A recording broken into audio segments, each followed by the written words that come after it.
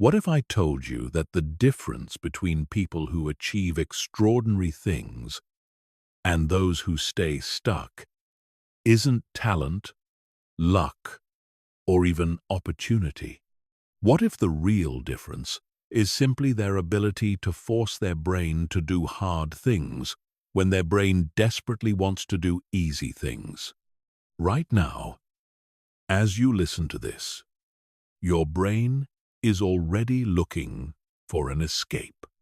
It's scanning for distractions, making excuses, or telling you that you'll apply this information later when you feel more motivated. This is not your fault. This is biology. Your brain is wired to avoid difficulty, seek comfort, and maintain the status quo. But here's what most people don't realize. This wiring can be overridden. The ultra-successful, the people who seem to have unlimited willpower and discipline, they're not superhuman. They've simply learned how to hack their brain's operating system. They've discovered how to reprogram their mind to crave challenge instead of comfort, to seek difficulty instead of ease. And by the time you finish this audiobook, you'll know exactly how to do the same. This isn't about motivation. Motivation is temporary, unreliable, and frankly, useless for sustained success.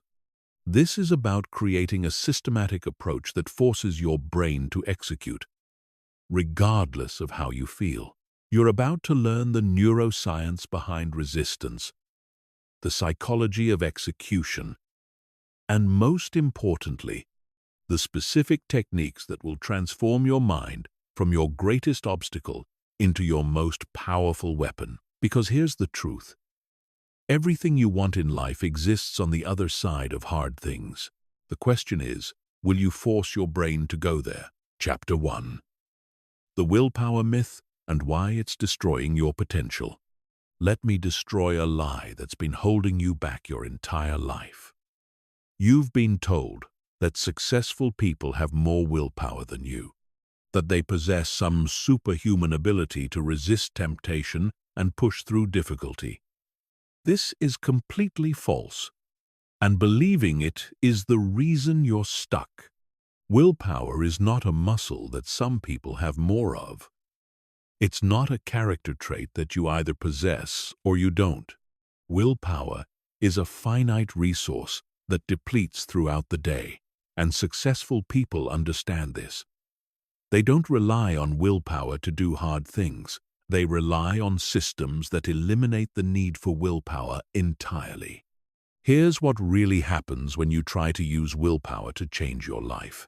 You wake up motivated, full of determination to stick to your goals. You resist the urge to check your phone. You eat healthy. You work out. You stay focused on important tasks. For a few hours, maybe even a few days, you feel unstoppable. But then, something happens. You face a difficult decision at work. You deal with stress at home. You encounter an unexpected challenge. And suddenly, your willpower tank is empty. The cookies in the kitchen become irresistible.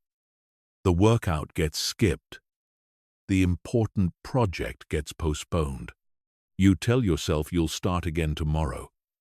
But tomorrow brings its own challenges, its own stress, its own willpower demands. And the cycle continues. This is called decision fatigue, and it's been proven in laboratory after laboratory. Every time your brain has to make a decision, especially a difficult one, it uses up mental energy. By the end of the day, you're running on fumes, which is exactly when your brain defaults to its easiest, most automatic behaviors. This is why you can eat perfectly all day and then demolish a bag of chips at night. This is why you can be productive all morning and then waste 3 hours scrolling social media in the evening. The people who seem to have unlimited discipline aren't fighting this system. They're working with it.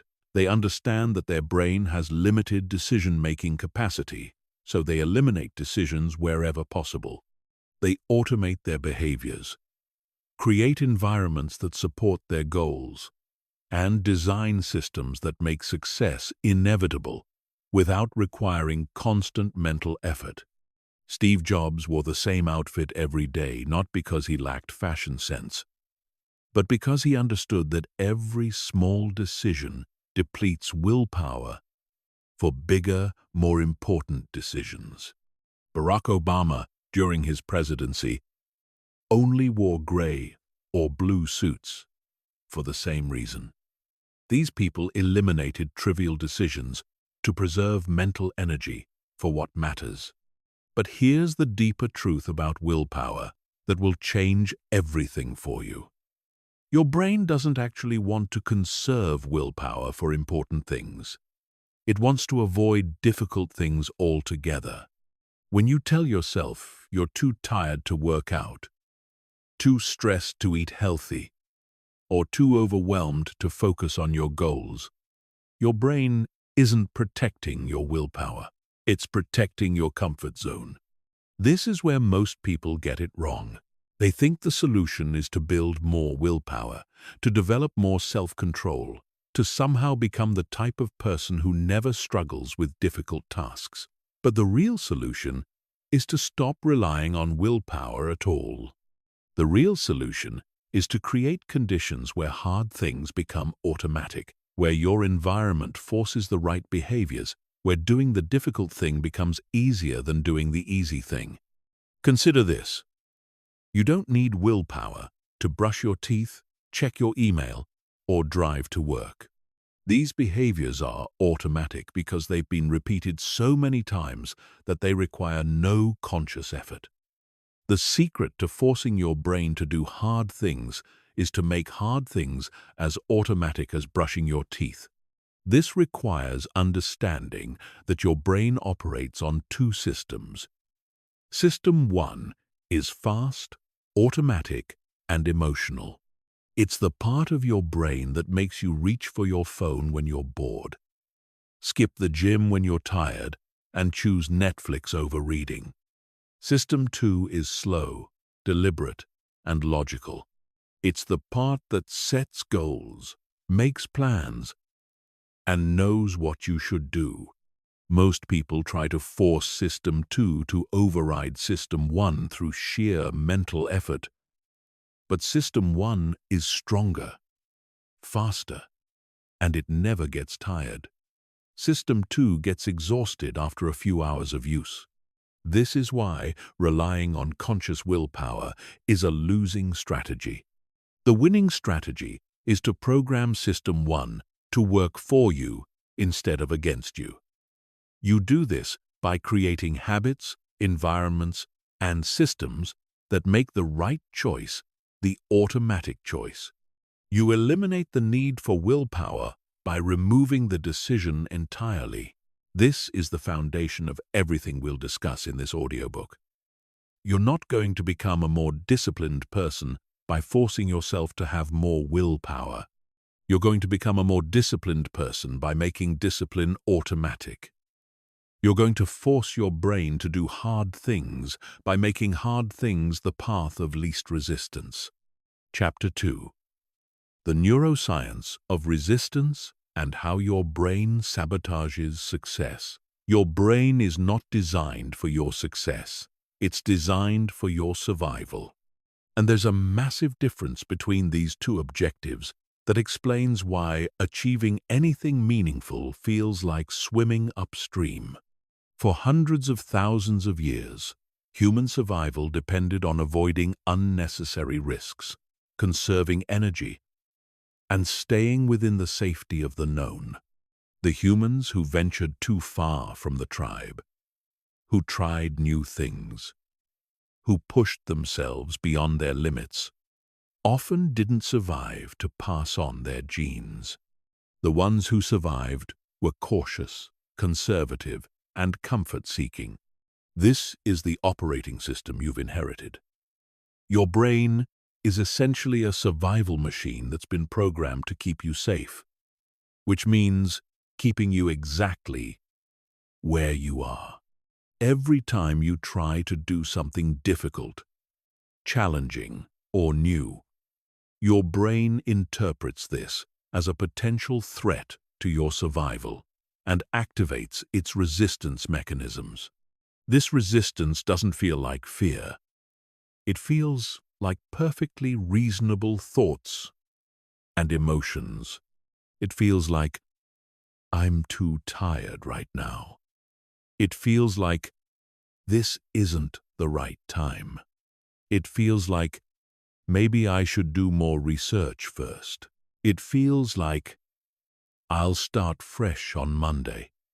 Your brain has become incredibly sophisticated at creating logical-sounding excuses for avoiding anything that feels uncomfortable or uncertain. But here's what's really happening in your brain when you try to do something hard. The moment you even think about doing something challenging, your amygdala, the brain's alarm system, starts scanning for potential threats. It doesn't matter that going to the gym is good for you, or that working on your business will improve your life, or that having a difficult conversation will strengthen your relationship. All your amygdala knows is that these things are unfamiliar, and unfamiliar equals dangerous. When your amygdala detects a potential threat, it triggers your sympathetic nervous system, flooding your body with stress hormones like cortisol and adrenaline. This creates the physical sensation of anxiety, tension, and discomfort that you feel when you're about to do something difficult. Your heart rate increases, your breathing becomes shallow, and every fiber of your being wants to retreat back to safety. Meanwhile, your prefrontal cortex, the rational part of your brain that sets goals and makes plans, is trying to override this alarm system. But here's the problem. The prefrontal cortex requires enormous amounts of energy to function, while the amygdala operates automatically and effortlessly.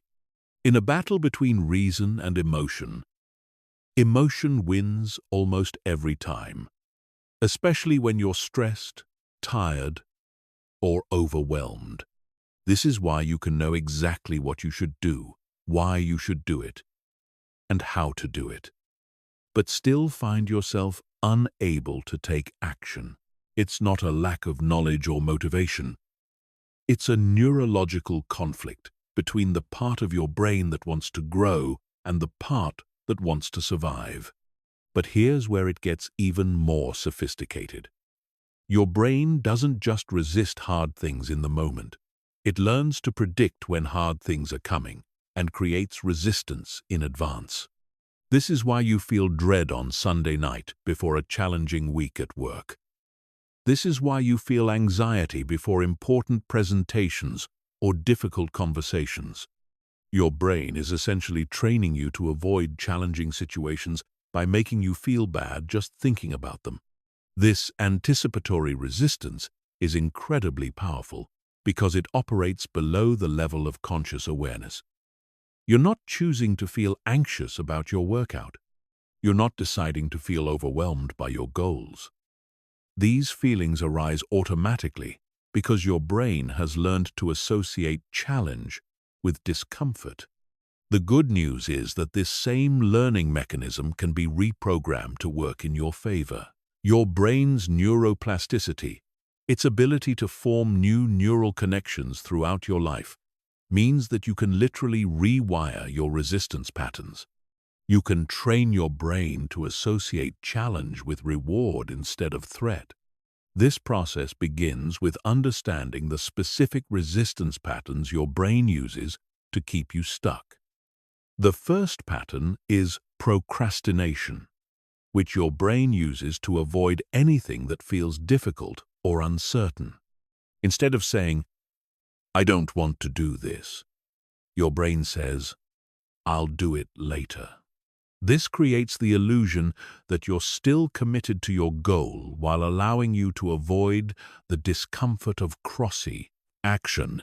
The second pattern is perfectionism, which your brain uses to avoid the risk of failure or judgment.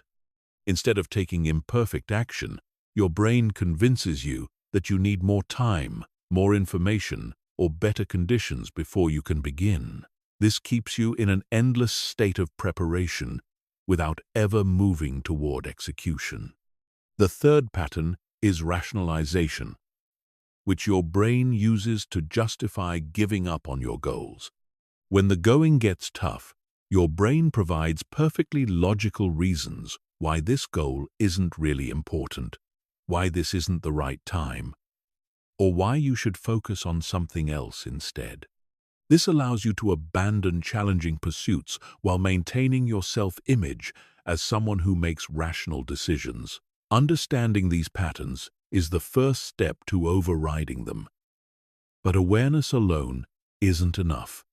You need to actively reprogram your brain's response to challenge, and this requires specific techniques that work with your neurology instead of against it.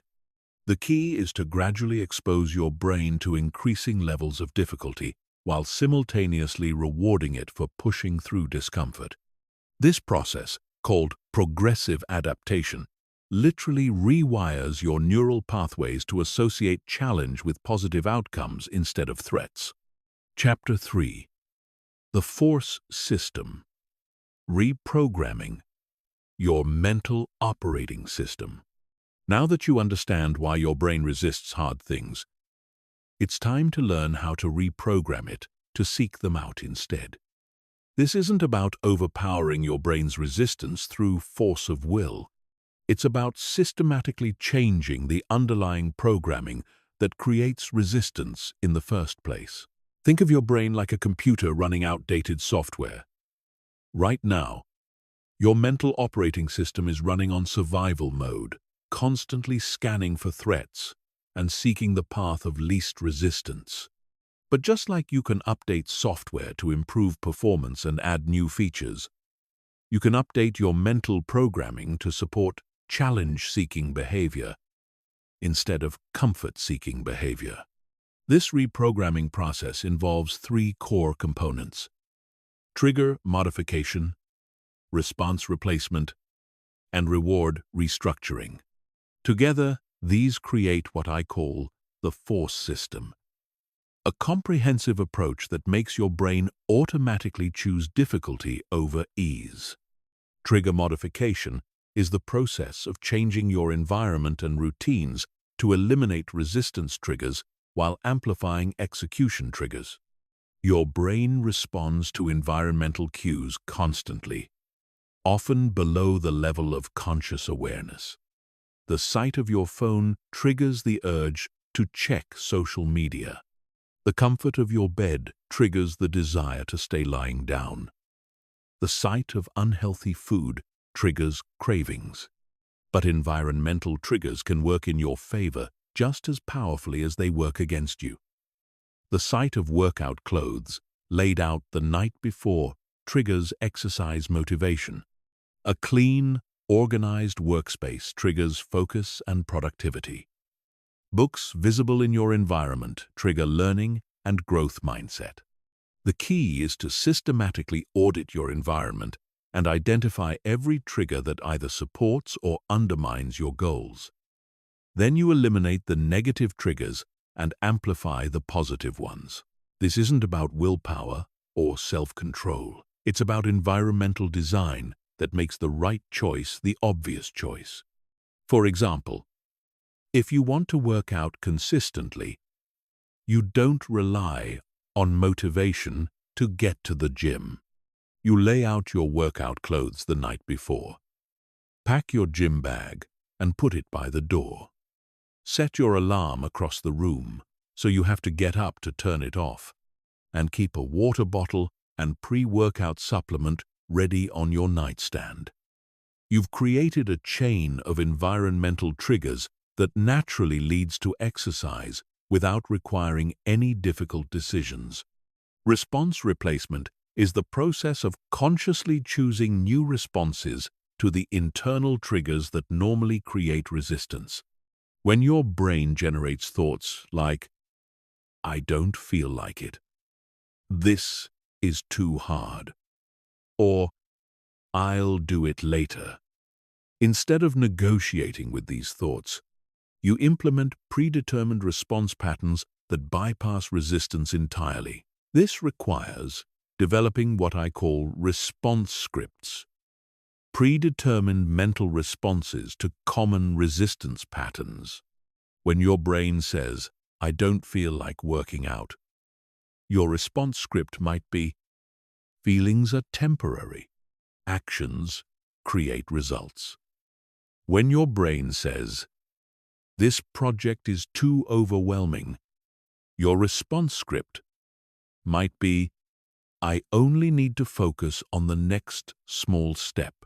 The key to effective response scripts is that they redirect your attention away from feelings and toward actions.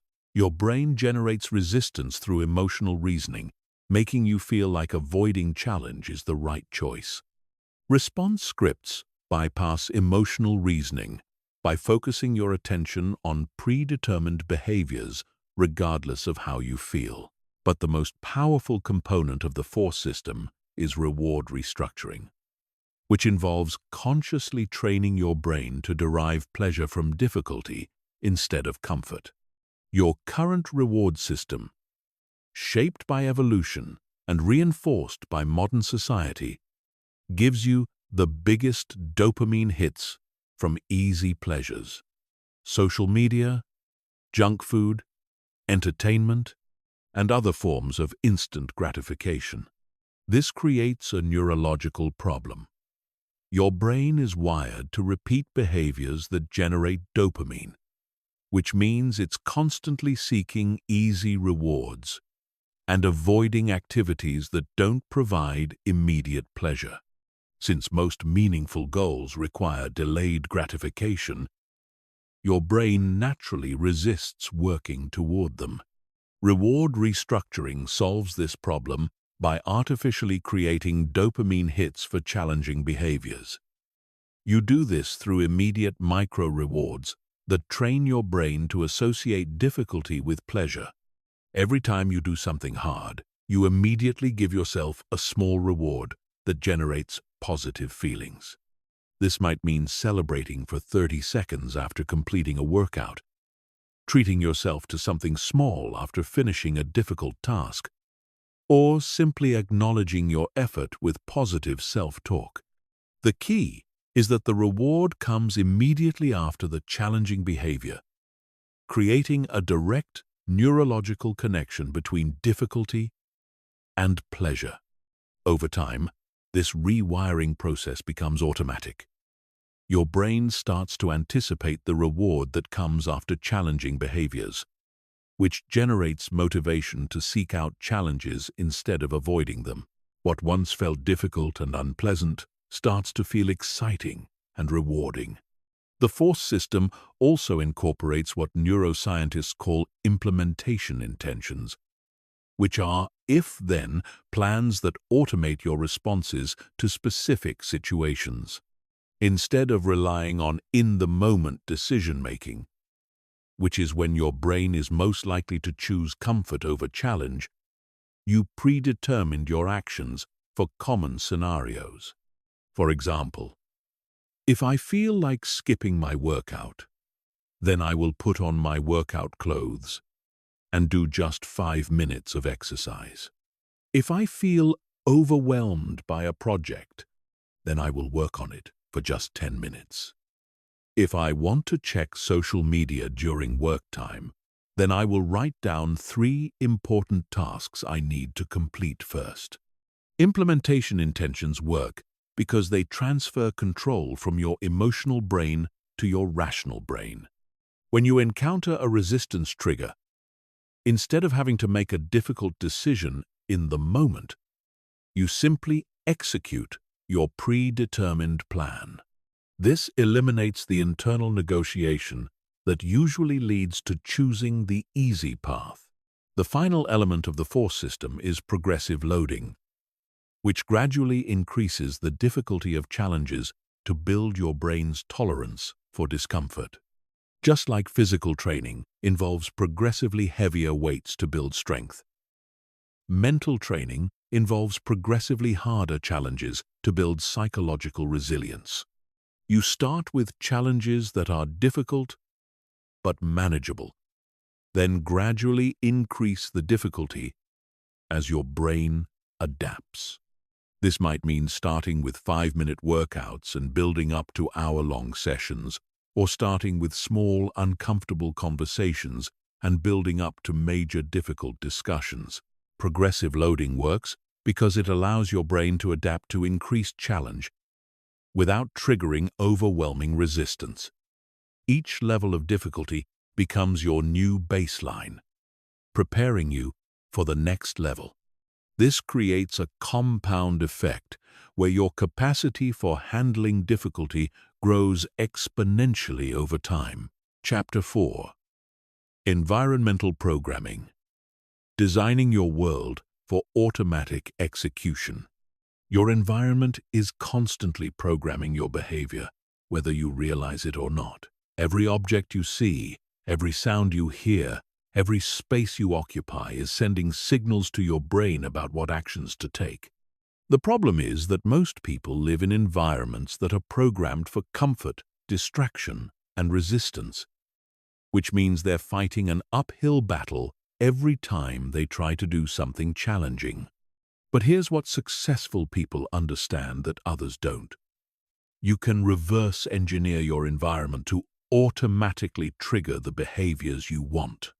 Instead of relying on willpower to overcome a resistant environment, you can create an environment that makes resistance nearly impossible and execution nearly inevitable. This isn't about having perfect conditions or expensive equipment.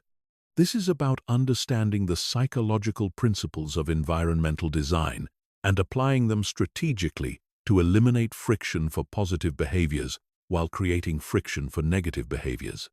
The first principle is visual priming, which leverages the fact that your brain processes visual information faster than any other type of input. What you see in your environment immediately influences your thoughts, emotions, and behaviors, often without conscious awareness. This is why seeing junk food makes you crave junk food, why seeing your phone makes you want to check it, and why seeing a messy space makes you feel overwhelmed. But visual priming can work powerfully in your favor when you design it intentionally. If you want to read more, you place books in highly visible locations throughout your living space. If you want to exercise consistently, you make your workout equipment impossible to ignore.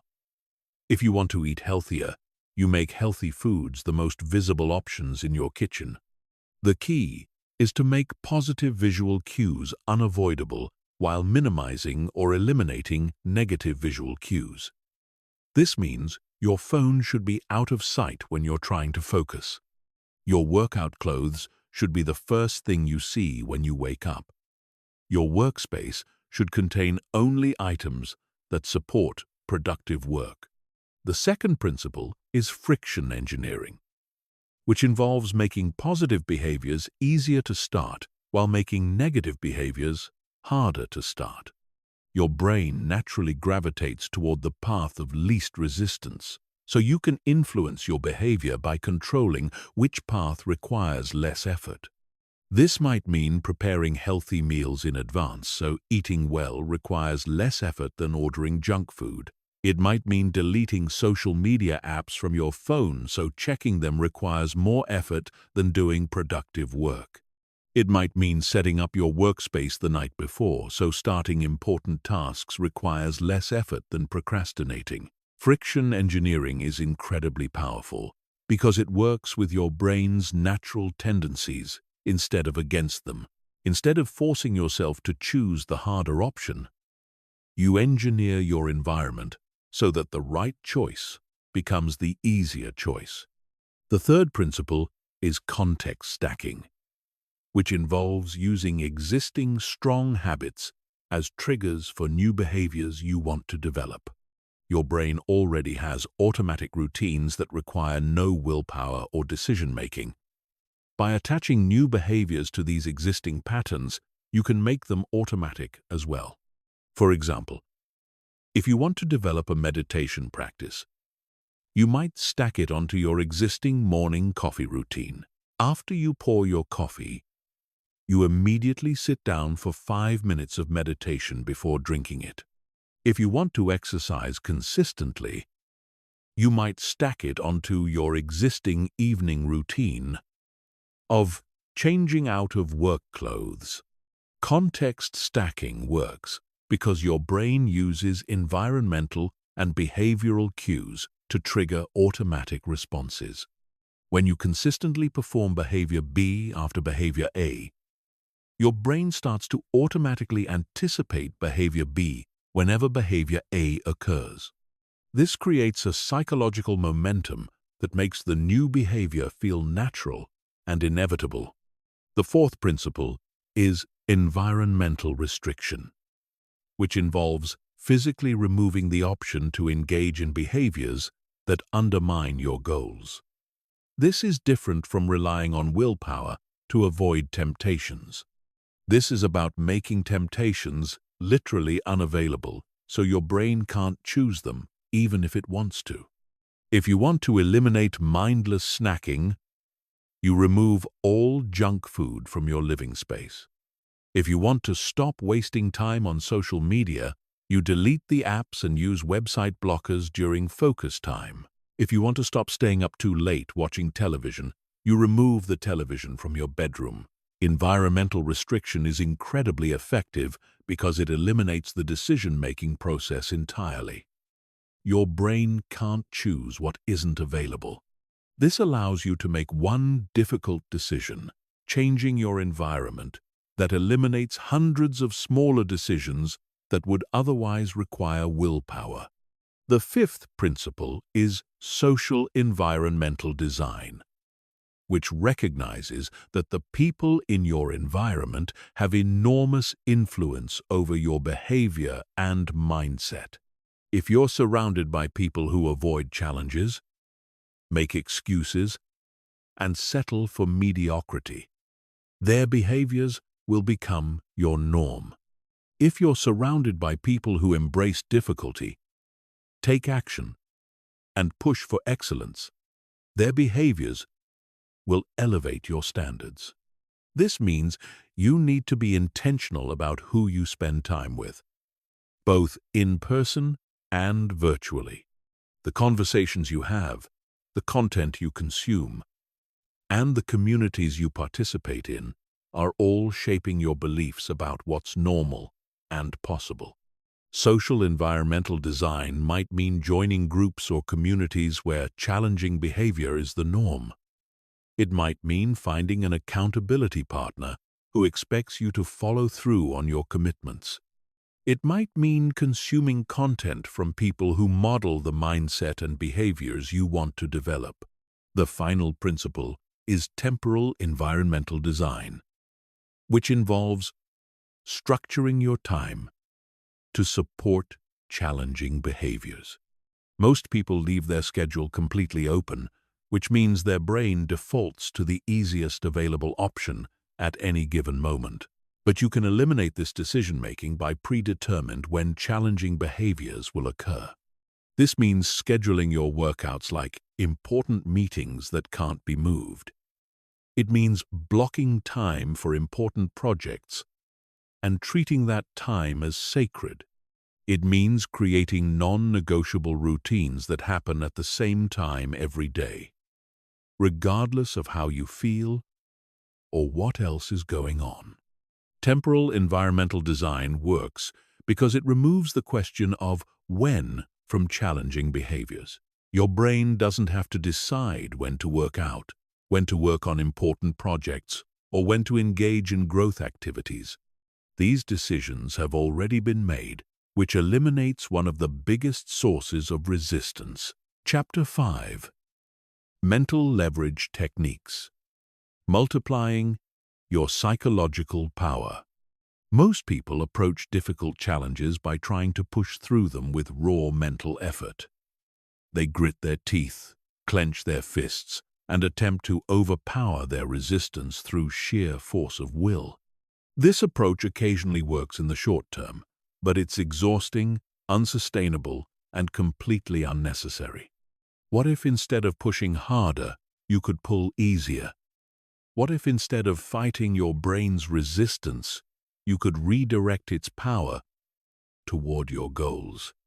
This is the principle behind mental leverage.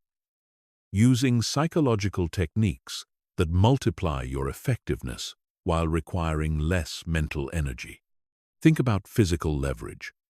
A small person using a lever can move objects that would be impossible to move with muscle alone. The lever doesn't make them stronger. It amplifies the strength they already have. Mental leverage works the same way.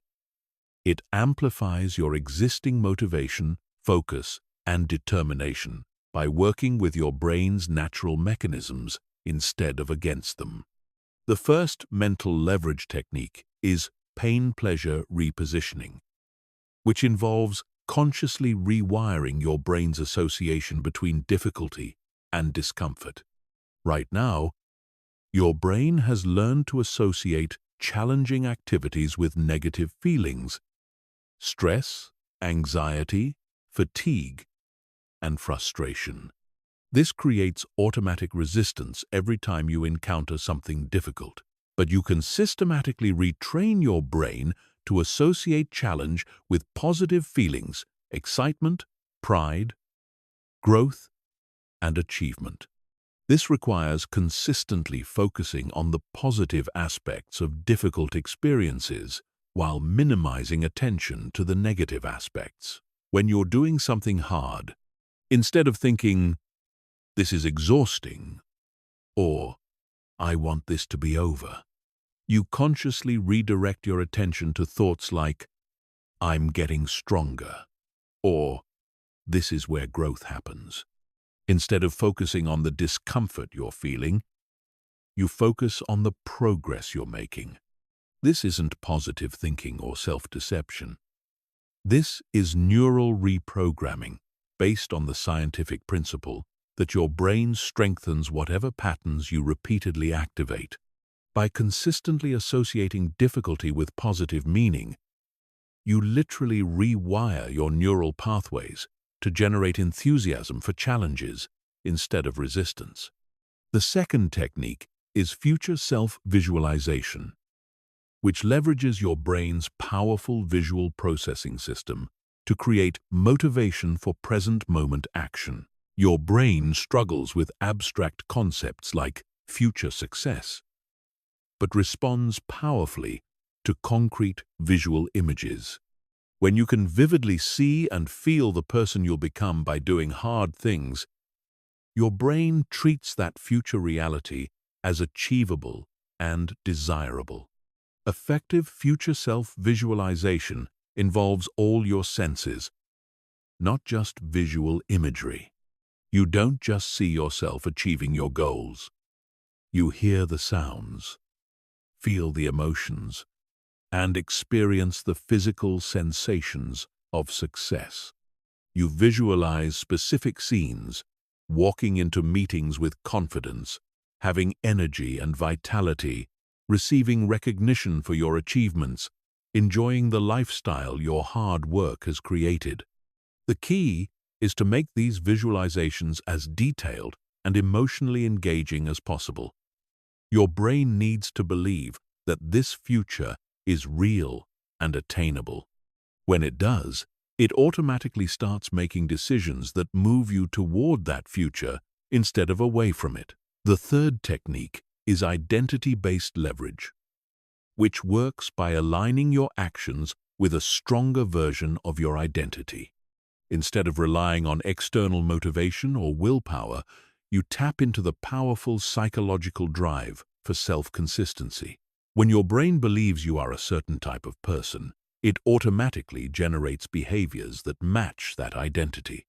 This requires consciously choosing an identity that naturally does hard things, then consistently acting in alignment with that identity until it becomes your new default sense of self.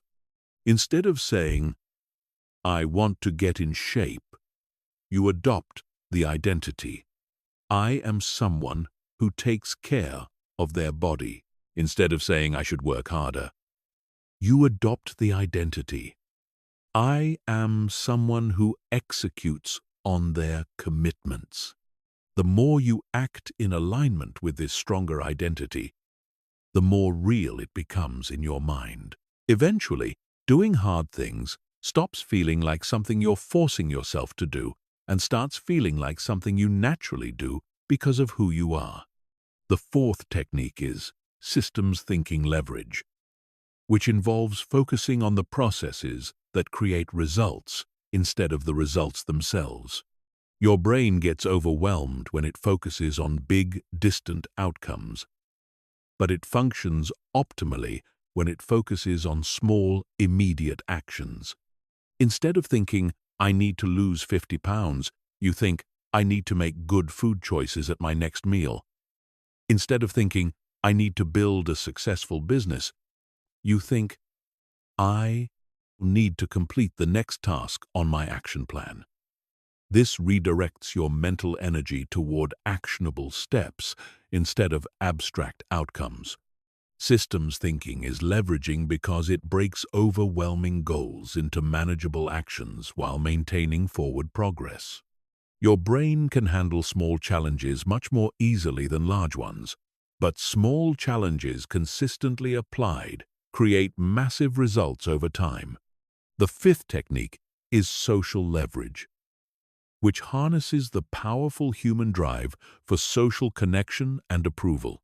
Your brain is wired to care deeply about how others perceive you, and this drive can be redirected to support challenging behaviors instead of comfortable ones. This might involve making public commitments to your goals. So, your brain's desire to maintain your reputation motivates consistent action. It might involve joining communities where challenging behavior is the norm, so your brain's desire to fit in drives you toward difficult activities. It might involve finding accountability partners who expect you to follow through on your commitments. Social leverage is powerful because it taps into motivational systems that are stronger than individual willpower. When your brain knows that others are watching and expecting certain behaviors, it automatically generates the energy to meet those expectations. The sixth technique is temporal leverage, which involves using your brain's natural rhythms and energy patterns to maximize your effectiveness during challenging activities. Instead of trying to maintain consistent performance throughout the day, you identify when your mental energy is highest and schedule your most difficult tasks during those peak periods. For most people, mental energy is highest in the morning and gradually depletes throughout the day. This means difficult cognitive tasks, important decisions, and challenging projects should be scheduled as early as possible. Later in the day, when mental energy is lower, you focus on easier, more routine activities. Temporal leverage multiplies your effectiveness by working with your natural biology instead of against it. Instead of forcing yourself to do hard things when your brain is tired and resistant, you do them when your brain is fresh and capable. The final technique is compound leverage, which involves stacking multiple leverage techniques together to create exponentially greater effectiveness. Instead of using one technique at a time, you combine visual, identity, social, and temporal leverage into a comprehensive system that makes challenging behaviors nearly automatic. For example, you might start your day with future self-visualization to generate motivation. Schedule your most important work during your peak energy hours. Work in a space designed to minimize distractions, and check in with an accountability partner to maintain social pressure. Each technique amplifies the others, creating a psychological environment where doing hard things becomes the natural, obvious choice. Chapter 6. The Execution Engine. Building systems that force action. Most people live in a constant state of preparation without ever moving to execution. They read books, watch tutorials, make plans, and gather information, convincing themselves that they're making progress. But preparation without execution is just procrastination in disguise. The highest achievers understand this fundamental truth. Execution is everything else is just mental masturbation. The reason most people never execute is because they rely on motivation and willpower to bridge the gap between planning and doing. But motivation is unreliable, and willpower depletes quickly under stress. What you need instead is an execution engine, a systematic approach that makes action automatic, regardless of how you feel or what obstacles you encounter. The execution engine operates on three core principles: immediate action bias, progressive momentum, and environmental forcing. Together, these create an unstoppable system that turns intention into action without requiring heroic amounts of self-control. Immediate action bias means defaulting to action instead of analysis when faced with any decision or opportunity. Instead of asking, "Should I do this?" you ask, "How quickly can I start?" Instead of spending time perfecting your plan, you take imperfect action and improve as you go. This breaks the paralysis that comes from overthinking and gets you into momentum immediately. The 5-minute rule is the most powerful immediate action tool you can use. When your brain resists starting something difficult, you commit to doing it for just 5 minutes. This bypasses resistance because 5 minutes feels manageable to your brain. But once you start, momentum naturally carries you forward. The hardest part of any task is starting, and the 5-minute rule eliminates that barrier completely. Progressive momentum works by creating a chain of small wins that builds psychological energy for bigger challenges. Instead of trying to go from 0 to 100 immediately, you start with easy actions that create forward movement, then gradually increase the difficulty. This trains your brain to associate execution with positive feelings instead of struggle and resistance. Environmental forcing involves designing your environment so that the right actions become inevitable, while wrong actions become difficult or impossible. If you want to work out consistently, you lay out your workout clothes the night before and remove all barriers to getting to the gym. If you want to eat healthily, you eliminate junk food from your living space and prepare healthy meals in advance. But the most sophisticated aspect of the execution engine is the implementation intention protocol. This involves creating if-then plans for every possible resistance scenario you might encounter. Instead of hoping you'll make good decisions in the moment, you predetermined your responses to common obstacles. For example, if I feel like skipping my workout, then I will put on my workout clothes and do just 10 minutes of exercise. If I feel overwhelmed by a project, then I will work on it for exactly 15 minutes. If I want to check social media during work time, then I will write down 3 important tasks I need to complete first. These implementation intentions work because they transfer control from your emotional brain to your rational brain. When resistance arises, instead of having to fight through it with willpower, you simply execute your predetermined plan. This eliminates the internal negotiation that usually leads to choosing the easy path. The execution engine also requires what I call the no negotiation policy. This means identifying certain behaviors as completely non-negotiable, regardless of circumstances. These become iron rules that you never break under any conditions. For example, I never skip 2 days of exercise in a row. I always complete my most important task before checking email. I never make major decisions when I'm emotional. Non-negotiable rules work because they eliminate decision-making entirely. Your brain can't debate or rationalize its way out of something that's been predetermined as non-negotiable. This preserves mental energy for more important decisions while ensuring that critical behaviors happen automatically. Finally, the execution engine includes accountability triggers that create external pressure to follow through on your commitments. This might involve making public commitments that put your reputation on the line, working with accountability partners who check on your progress, or creating financial consequences for failing to execute.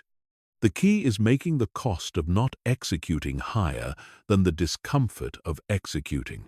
When your brain knows that failing to take action will result in real consequences, it automatically generates the energy to overcome resistance and follow through.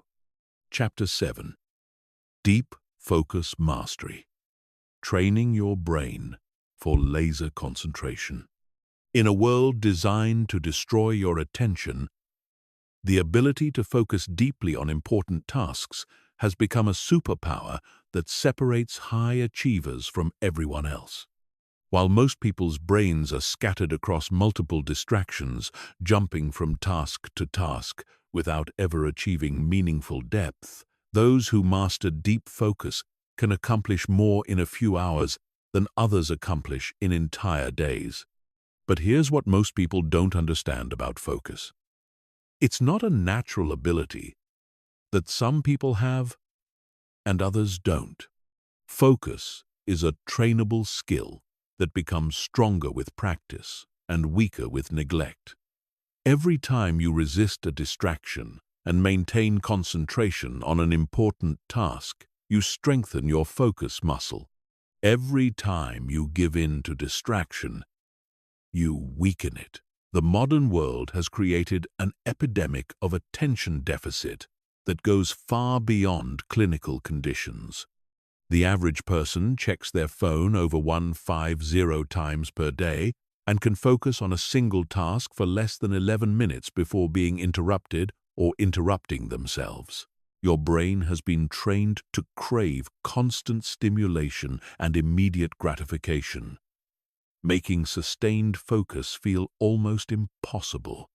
This creates a devastating cycle where the harder your task, the more your brain seeks distraction, and the more you give in to distraction, the weaker your focus becomes. Breaking this cycle requires understanding exactly how attention works and implementing specific techniques that retrain your brain to sustain concentration for extended periods. Deep focus operates in states, not bursts. Your brain needs time to eliminate surface-level thoughts and reach the deeper levels of concentration where complex thinking and creative insights occur. This typically takes 15 to 20 minutes of sustained attention before you reach peak cognitive performance. But most people never experience this state because they interrupt themselves long before reaching it. The first step to developing deep focus is eliminating external distractions completely. Your phone should be in another room, not just silent. Your workspace should contain only items related to your current task. All notifications should be disabled. Any potential interruption should be removed or blocked. This isn't about having perfect self-control. It's about creating an environment where distractions literally cannot reach you. But external distractions are only half the problem. Internal distractions, the constant stream of thoughts, worries, and random mental chatter that arises during focus attempts, are even more challenging to manage. This is where the attention anchor technique becomes essential. An attention anchor is a predetermined focal point that you return to whenever your mind wanders. This might be your breathing, a specific phrase you repeat, or a physical sensation you maintain awareness of. When you notice your attention has drifted, you don't fight the distraction or judge yourself. You simply return to your anchor and continue working. This process of noticing distraction and returning to focus is like mental weightlifting. Each time you bring your attention back, you strengthen your concentration muscle. The goal isn't to eliminate mind-wandering completely. It's to notice it quickly and redirect your attention back to your intended focus. The progressive focus training protocol involves gradually increasing your concentration periods while maintaining high-quality attention. You start with periods that feel manageable, perhaps 15 or 20 minutes. Then slowly extend them as your focus strength improves. The key is maintaining intensity throughout the entire period rather than trying to focus for longer periods at lower quality. During deep focus sessions, your brain should feel slightly strained, like a muscle being challenged during exercise. If focus feels effortless, you're probably not pushing hard enough. If it feels overwhelming, you're trying to do too much, too soon. The optimal challenge level creates manageable difficulty that builds strength without causing burnout. Advanced focus training includes what neuroscientists call cognitive load management. This involves learning to distinguish between different types of mental effort and allocating your cognitive resources strategically. Decision-making, creative thinking, and analytical problem-solving all require different types of mental energy and should be scheduled when your cognitive load is optimal for that specific task. The concept of attention residue explains why switching between tasks destroys focus quality. When you move from one task to another, part of your attention remains stuck on the previous task, reducing your cognitive capacity for the new task. This is why checking email or social media during focus sessions is so damaging. It leaves mental residue that contaminated your concentration for much longer than the distraction itself. Deep focus also requires managing your energy, not just your attention. Your brain's ability to concentrate fluctuates throughout the day based on factors like sleep, nutrition, stress levels, and natural circadian rhythms. Identifying your peak focus periods and protecting them for your most important work can dramatically increase your cognitive output. Most people experience peak mental clarity in the morning, typically within the first few hours of waking. This is when your brain is most capable of sustained concentration and complex thinking. But this prime cognitive time is often wasted on low-value activities like checking email, browsing social media, or attending non-essential meetings. Chapter 8. The Habit Architecture. Programming Automatic Success Behaviors. The difference between people who achieve sustained success and those who experience temporary bursts of progress comes down to one thing: habits. Everything you are today is the result of habits you've repeated consistently over time. Everything you'll become tomorrow will be determined by the habits you choose to build starting today. But most people approach habit formation completely backwards. They try to change their entire life overnight, relying on motivation and willpower to sustain behaviors that feel difficult and unnatural. This approach fails because it fights against how your brain actually creates automatic behaviors. Your brain forms habits through a neurological loop called the habit circuit. Cue, routine, reward. Every habit starts with a trigger that signals your brain to initiate an automatic behavior. followed by the behavior itself, followed by some form of reward that reinforces the pattern. Understanding this loop is essential because it shows you exactly how to engineer habits that stick permanently. The key to successful habit formation isn't starting with behaviors you want to do. It's starting with behaviors that feel almost impossible to fail at. This principle, called minimum effective dose, involves making your initial habit so small and easy that your brain can't generate resistance to it. If you want to start exercising, don't commit to hour-long workouts. Commit to putting on your workout clothes. If you want to start reading, don't commit to reading entire books. Commit to reading one page. If you want to start meditating, don't commit to 20-minute sessions. Commit to sitting quietly for 60 seconds. This approach works because it bypasses your brain's resistance mechanisms completely. Your brain can't generate significant opposition to behaviors that require almost no effort.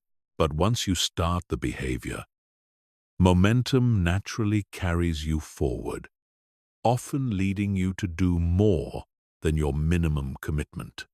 The minimum effective dose also trains your brain to associate the new habit with success rather than struggle.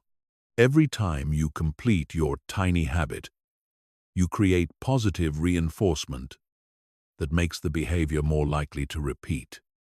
This builds psychological momentum that makes the habit feel increasingly natural and automatic. Habit stacking is the most powerful technique for installing new behaviors permanently. Instead of trying to create habits from scratch, you attach them to existing strong habits that already occur automatically. Your brain uses existing behavioral patterns as triggers for new behaviors, creating an inevitable chain of actions. For example, if you already drink coffee every morning, you can stack a new habit immediately after. After I pour my coffee, I will write in my journal for 5 minutes. If you already brush your teeth before bed, you can add, after I brush my teeth, I will read for 10 minutes. The key to effective habit stacking is choosing trigger habits that are extremely consistent and placing your new habit immediately after the trigger. This creates a behavioral chain where completing the first habit automatically prompts the second habit without requiring conscious decision-making. Environmental design plays a crucial role in habit automation. Your environment is constantly cueing behaviors, whether you realize it or not. The sight of your phone triggers the urge to check it. The sight of snack foods triggers eating impulses. The sight of your bed triggers sleepiness. But you can engineer these environmental cues to support positive habits instead of undermining them. This means making good habits obvious and bad habits invisible. If you want to drink more water, keep water bottles visible throughout your living space. If you want to exercise consistently, keep your workout clothes where you can't miss them. If you want to read more, place books in multiple locations where you spend time. Conversely, you want to hide environmental cues that trigger undesirable behaviors. If you want to eat less junk food, remove it from your kitchen entirely. If you want to reduce phone usage, keep it in a drawer or another room during focus time. If you want to wake up earlier, move your alarm clock across the room so you have to get up to turn it off. The habit tracking system provides the reward component that reinforces your behavioral loop. Your brain needs immediate feedback to strengthen neural pathways associated with new behaviors. Without clear evidence of progress, motivation fades and habits weaken. The most effective tracking system is visual and immediate. This could be marking an X on a calendar every day you complete your habit. using a habit tracking app that provides instant feedback, or simply keeping a visible scorecard that shows your consistency over time. The psychological power of tracking comes from the compound effect of small wins. Each time you mark your habit as complete, you get a tiny hit of dopamine that reinforces the behavior. Over time, maintaining your streak becomes rewarding in itself, creating additional motivation to continue the habit even when you don't feel like doing it. But the ultimate goal of habit formation isn't external tracking. It's identity change. The most sustainable habits are those that align with your sense of self. When you see yourself as someone who exercises regularly, eating healthy foods, or constantly learning new skills, the associated behaviors feel natural and automatic rather than forced. This requires shifting your self-talk from outcome-based to identity-based language. Instead of saying, "I want to lose weight," you say, "I am someone who takes care of their body." Instead of saying, "I want to be successful," you say, "I am someone who executes on their commitments." This subtle shift programs your subconscious mind to generate behaviors that match your identity. Chapter 9. Mental Resilience Training. Building unbreakable psychological strength. Mental toughness isn't something you're born with. It's something you build through systematic training. Just like physical strength develops through progressive resistance, mental resilience develops through progressively challenging your comfort zone and teaching your brain to function optimally under pressure. Most people avoid discomfort at all costs, which creates a devastating paradox. The more you avoid difficult situations, the weaker your ability to handle them becomes. Your brain interprets avoidance as evidence that whatever you're avoiding is truly dangerous, which increases your anxiety and resistance the next time you encounter something challenging. But when you systematically expose yourself to manageable levels of discomfort and stress, you train your brain to respond with confidence instead of fear. This process, called stress inoculation, literally rewires your nervous system to remain calm and focused when facing difficult situations. The foundation of mental resilience is understanding the difference between stress and distress. Stress is your body's natural response to challenge, designed to enhance your performance and prepare you for action. Distress occurs when stress becomes overwhelming or prolonged beyond your capacity to handle it effectively. The goal of resilience training isn't to eliminate stress, but to increase your capacity to handle higher levels of stress before reaching distress. This expanded stress tolerance allows you to remain calm and effective in situations that would overwhelm others, giving you a significant advantage in both personal and professional contexts. Cold exposure training is one of the most powerful methods for building stress tolerance quickly. Taking cold showers, ice baths, or simply exposing yourself to uncomfortable temperatures trains your nervous system to remain calm when facing physical discomfort. This controlled stress exposure teaches your brain that discomfort doesn't equal danger and that you can function effectively even when feeling uncomfortable. The key to effective cold exposure is progressive adaptation. You start with temperatures and durations that create manageable discomfort, then gradually increase the challenge as your tolerance improves. The mental training happens when you consciously choose to stay calm and breathe deeply while experiencing the discomfort, teaching your brain to override its natural panic response. Cognitive resilience training involves deliberately putting yourself in situations that challenge your mental comfort zone. This might mean having difficult conversations you've been avoiding, taking on projects that stretch your abilities, or placing yourself in social situations that create mild anxiety. The crucial element is maintaining conscious control over your mental state during these challenges.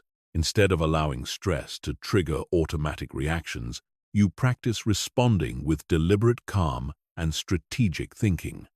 This trains your brain to default to rational problem-solving instead of emotional reactivity when facing difficult situations. Negative visualization is an ancient technique that builds resilience by mentally rehearsing challenging scenarios before they occur.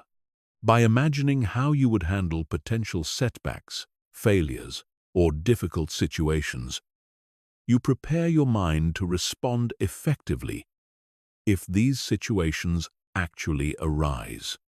This isn't pessimistic thinking, it's strategic preparation.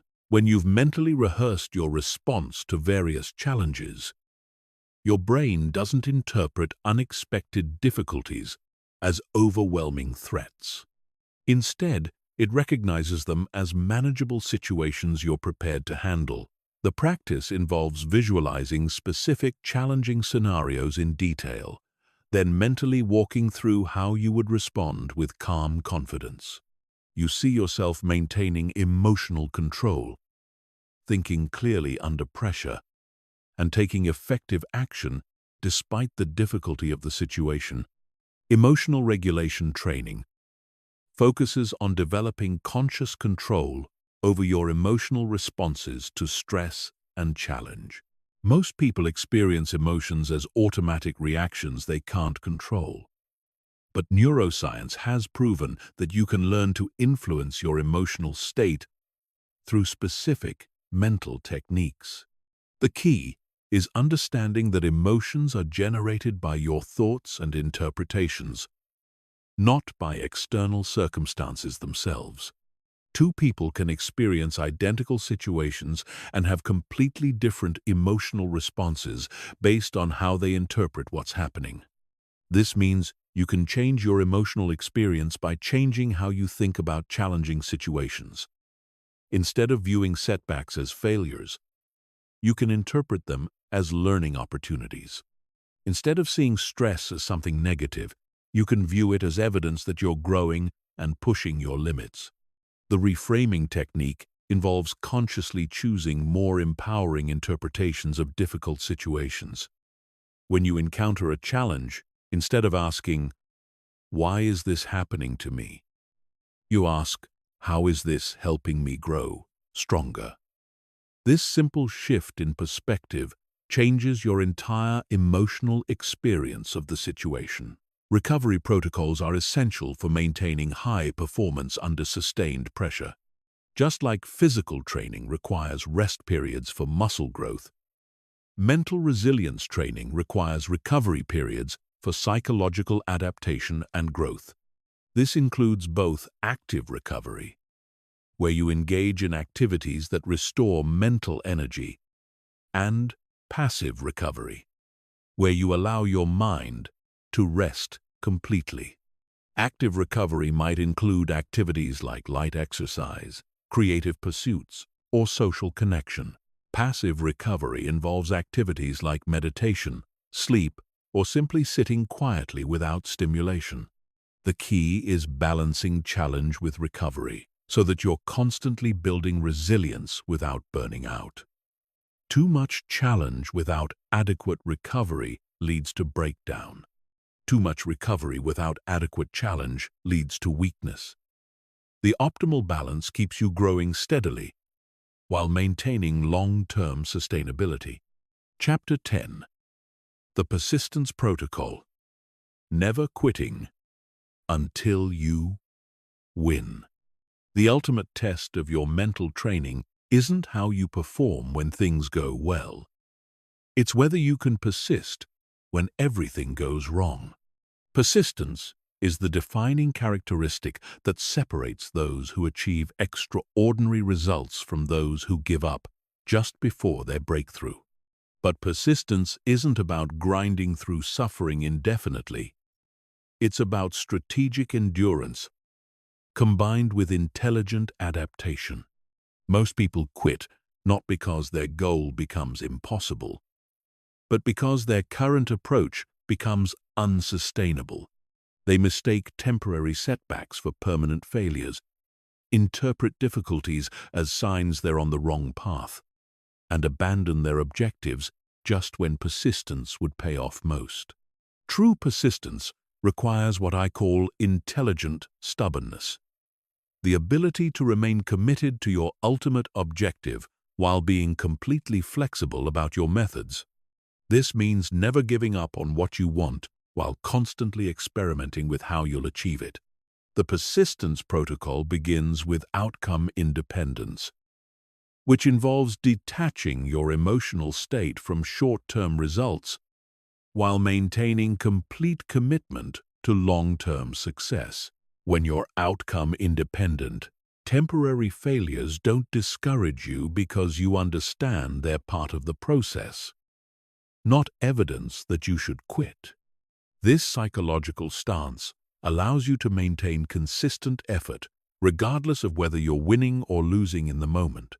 Your motivation comes from the process of pursuit itself, not from achieving specific milestones by particular deadlines. This creates sustainable energy that can endure setbacks and obstacles that would derail someone who depends on external validation for their motivation. Setback reframing is a crucial persistence skill that involves interpreting failures and obstacles as valuable information rather than evidence of inadequacy. Every setback contains data about what doesn't work, bringing you closer to discovering what does work.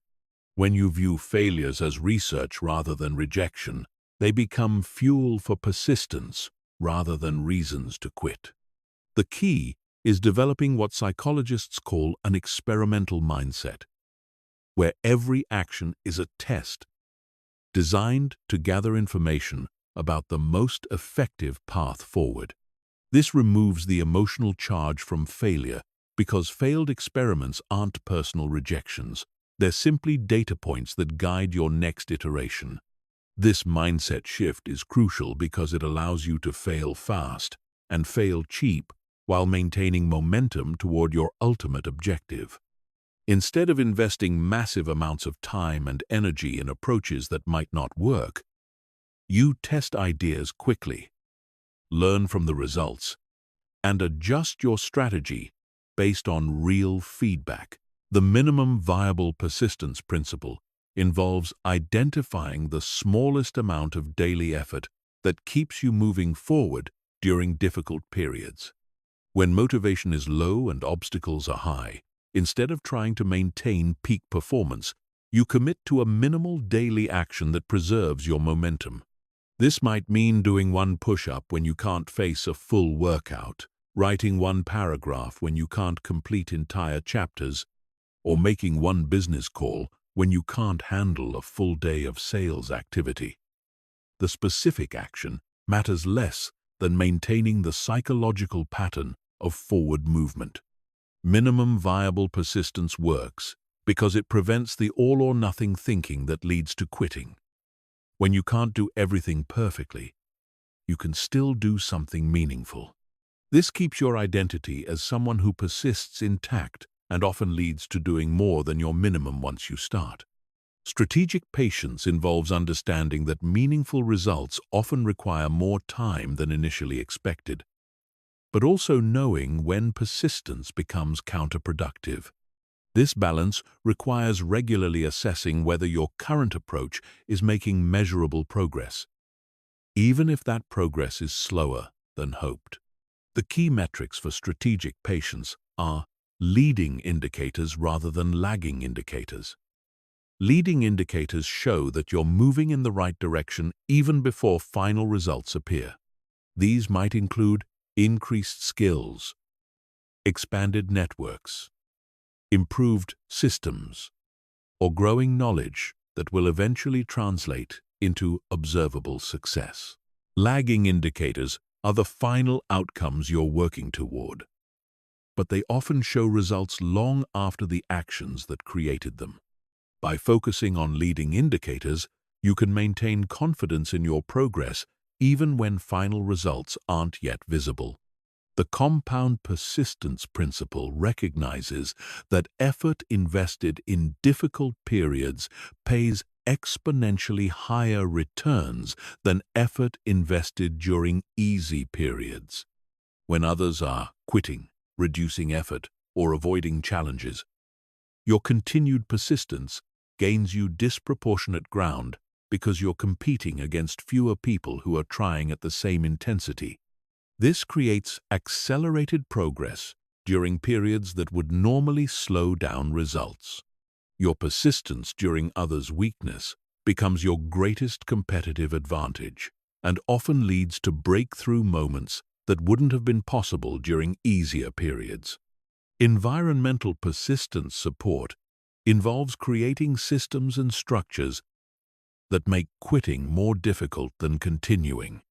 This might include public commitments that put your reputation on the line, financial investments that create cost to quitting, or social accountability systems that expect your continued effort. The goal is making persistence the path of least resistance by creating friction around quitting. When stopping requires effort and explanation, while continuing requires only follow-through, your brain naturally chooses persistence even when motivation is low. The final element of the persistence protocol is milestone celebration, which involves acknowledging progress and effort regardless of whether ultimate objectives have been achieved. This creates positive reinforcement for persistent behavior itself, not just for successful outcomes.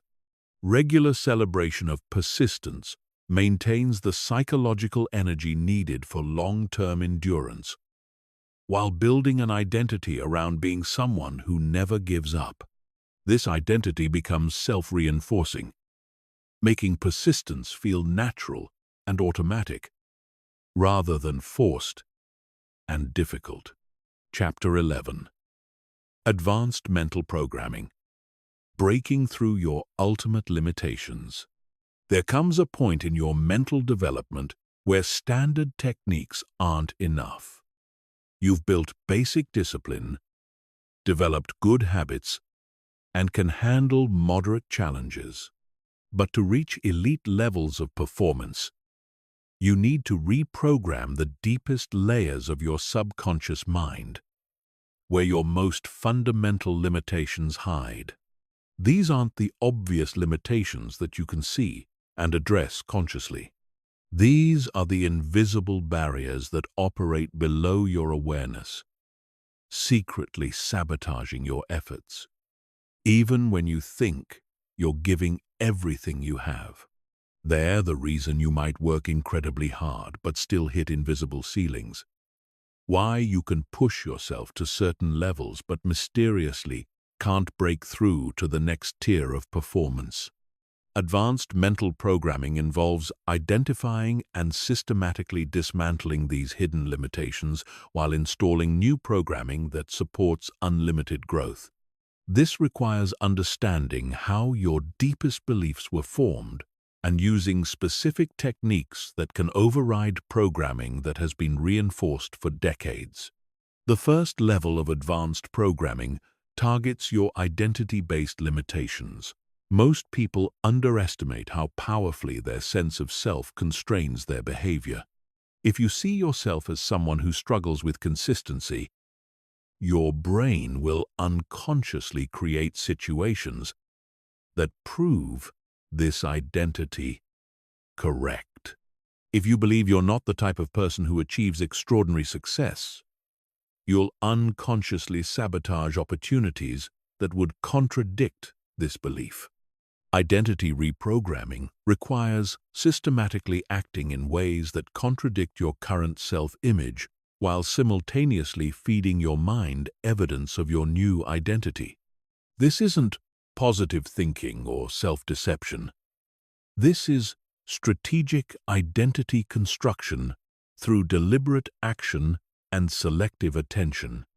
The process begins with choosing an identity that naturally does the hard things you want to do.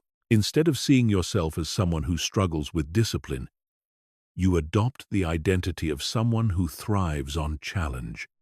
Instead of seeing yourself as unlucky or disadvantaged, you adopt the identity of someone who creates their own opportunities through relentless effort. But choosing a new identity isn't enough.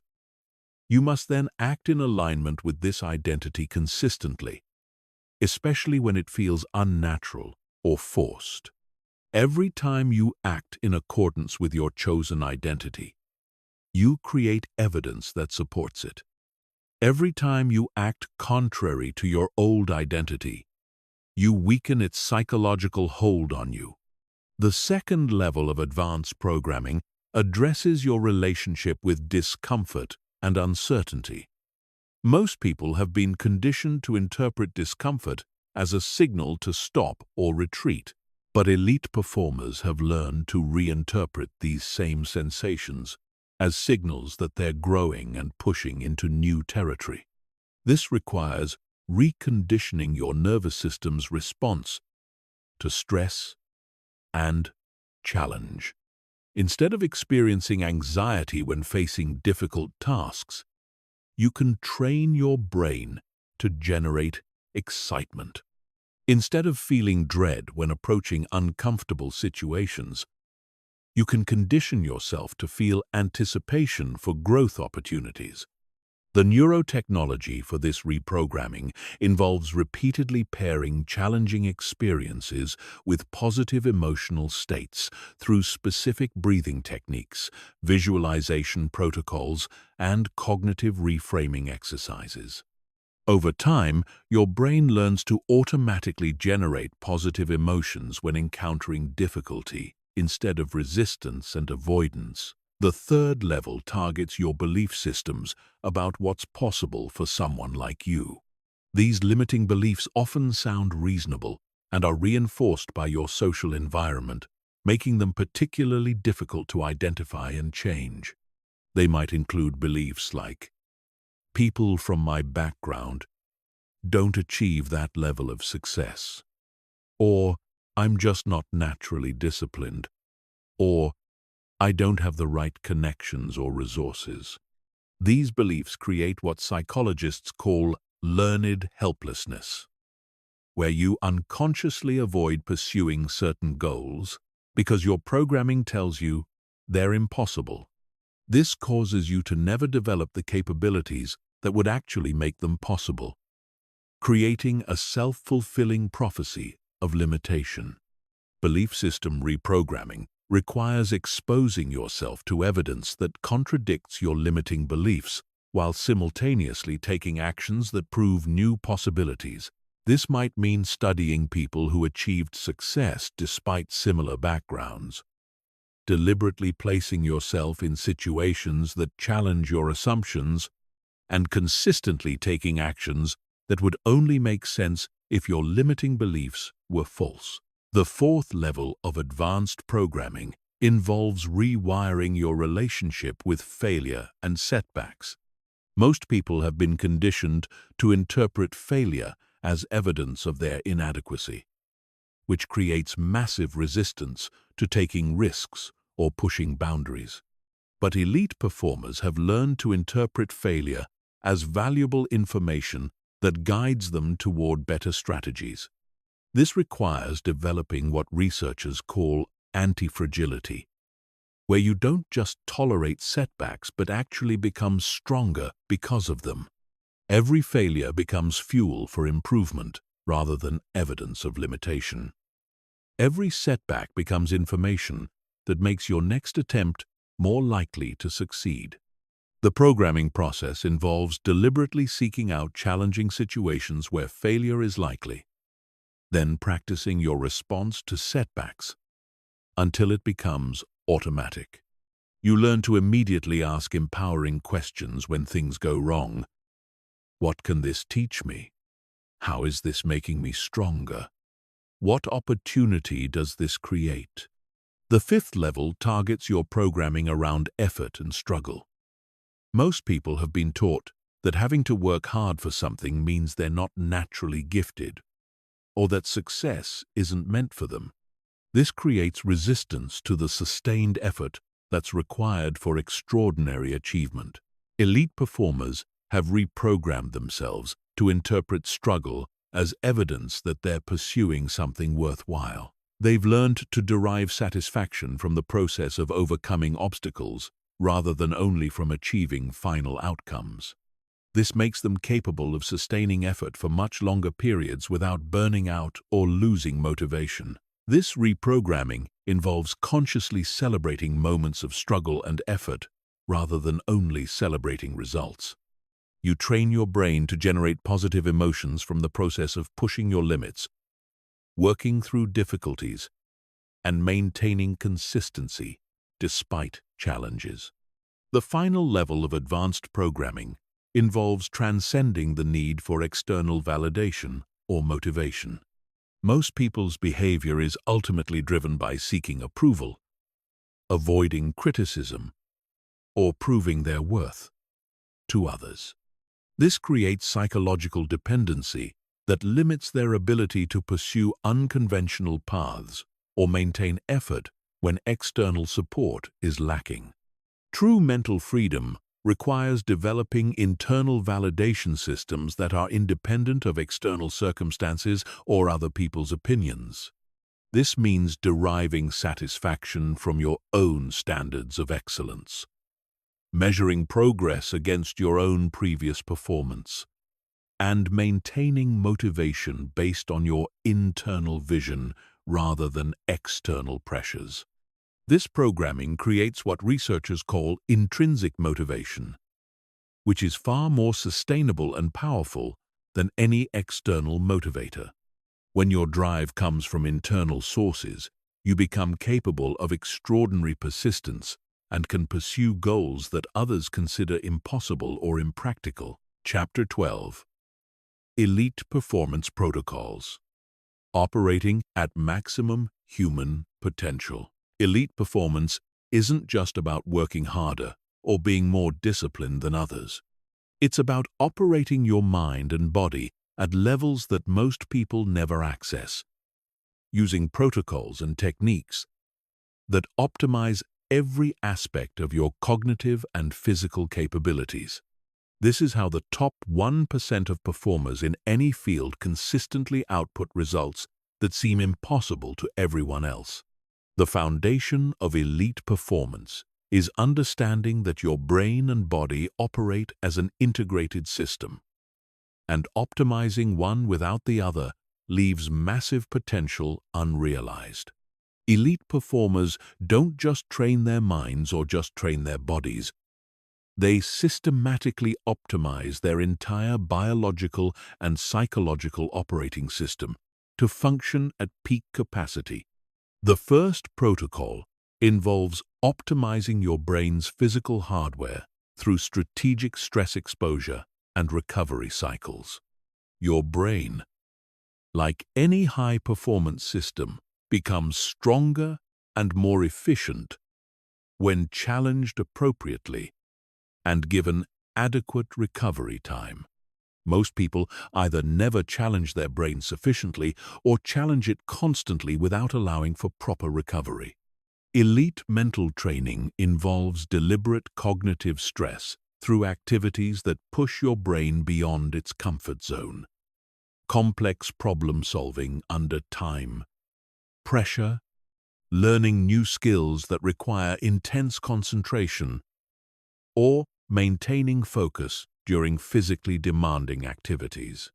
This stress must be followed by periods of complete cognitive rest, where your brain can consolidate improvements and prepare for the next challenge. The stress recovery cycle is precisely calibrated. Too much stress without adequate recovery leads to cognitive overload and declining performance. Too little stress allows your brain to become complacent and lose its edge. Elite performers monitor their cognitive state constantly and adjust their training intensity to maintain optimal challenge without pushing into breakdown territory. The second protocol focuses on maximizing your brain's processing speed and efficiency through attention training. Most people operate with what researchers call attention deficit, where their mental energy is scattered across multiple competing priorities, dramatically reducing their cognitive effectiveness. Elite attention training involves developing what neuroscientists call sustained selective attention, the ability to maintain intense focus on chosen targets while filtering out all irrelevant information. This requires specific practices that strengthen your brain's filtering mechanisms and increase your ability to maintain concentration under challenging conditions. Advanced attention training includes dual-task protocols, where you practice maintaining primary task focus while managing secondary demands. Distraction resistance training, where you deliberately expose yourself to interruptions while maintaining concentration, and attention-switching drills, where you practice rapidly moving focus between different targets without losing efficiency. The third protocol involves optimizing your brain's creative and problem-solving capabilities through systematic exposure to novel challenges. Most people's thinking becomes rigid and predictable because they repeatedly solve similar problems using familiar approaches. Elite performers continuously expose their brains to new types of challenges that require innovative thinking and creative problem-solving. This involves deliberately seeking problems that don't have obvious solutions, studying subjects outside your area of expertise, and regularly placing yourself in situations where your existing knowledge and approaches aren't sufficient. This forces your brain to develop new neural pathways and thinking patterns that enhance your overall cognitive flexibility. Creative training also includes constraint-based exercises, where you artificially limit your available resources or approaches, forcing your brain to develop more efficient and innovative solutions. This might involve solving problems with artificial time constraints, limited information, or restricted methods, training your brain to function effectively under any conditions. The fourth protocol addresses energy management and sustainable high performance. Elite performers understand that peak performance isn't about operating at maximum intensity constantly. It's about strategically managing your energy to deliver maximum output when it matters most, while maintaining long-term sustainability. This requires developing sophisticated energy monitoring systems that track your physical, mental, and emotional energy levels throughout different time periods and activities. Elite performers know exactly when they're operating at peak capacity and schedule their most important work during these windows.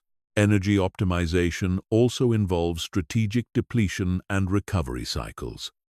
Just like physical training involves challenging your body to stimulate adaptation, followed by recovery to allow growth, mental training involves deliberately depleting your cognitive resources, followed by specific recovery protocols that enhance your baseline capacity. The fifth protocol focuses on decision-making optimization under pressure and uncertainty. Elite performers must often make crucial decisions with incomplete information under high-pressure conditions. This requires training your brain to function optimally when stress hormones are elevated and time constraints are severe. Decision training involves progressively challenging scenarios where you must make important choices with limited time and information. This might include business simulations, competitive games, or real-world challenges where the stakes matter and mistakes have consequences. The key is developing what researchers call decision confidence under uncertainty, where you can make high-quality decisions quickly without getting paralyzed by analyzing endless possibilities. This requires training your intuitive decision-making systems while maintaining conscious oversight of the reasoning process. The sixth protocol involves developing what elite performers call competitive mindset, the psychological state that allows you to perform at your highest level when facing skilled opposition or high-stakes situations. This goes beyond normal confidence or motivation. It's a specific mental state that enhances all your capabilities when the pressure is highest. Competitive mindset training involves regularly placing yourself in challenging competitions or high-stakes situations where your performance directly affects outcomes that matter to you. This conditions your nervous system to respond to pressure with enhanced focus and energy rather than anxiety and hesitation. This training also includes visualization protocols where you mentally rehearse performing at your peak under various challenging scenarios. Your brain develops familiarity with high-pressure performance, making it feel natural when you encounter these situations in reality. The final protocol addresses long-term performance, sustainability, and continuous improvement. Elite performers don't just reach peak performance once. They maintain and continuously enhance their capabilities over extended periods. This requires sophisticated systems for monitoring performance trends, identifying areas for improvement, and implementing training modifications. Sustainable elite performance involves developing what researchers call adaptive expertise, where you continuously evolve your capabilities to meet new challenges rather than simply repeating previously successful approaches. This keeps you at the cutting edge of performance rather than allowing your skills to become stagnant or obsolete. Chapter 13. Pressure Mastery. Thriving when stakes are highest. The ultimate test of your mental training isn't how well you perform when conditions are perfect. It's whether you can access your highest capabilities when pressure is crushing. Stakes are enormous, and failure would be devastating. This is where most people's training fails them completely. And it's exactly where elite performers separate themselves from everyone else. Pressure has a unique ability to expose weaknesses in your mental programming that remain hidden during normal conditions. Techniques that work perfectly during practice sessions often crumble when real consequences are on the line. Confidence that feels unshakable during low-stakes situations can evaporate when facing situations that truly matter. This is because pressure doesn't just add difficulty to existing challenges. It fundamentally changes how your brain operates.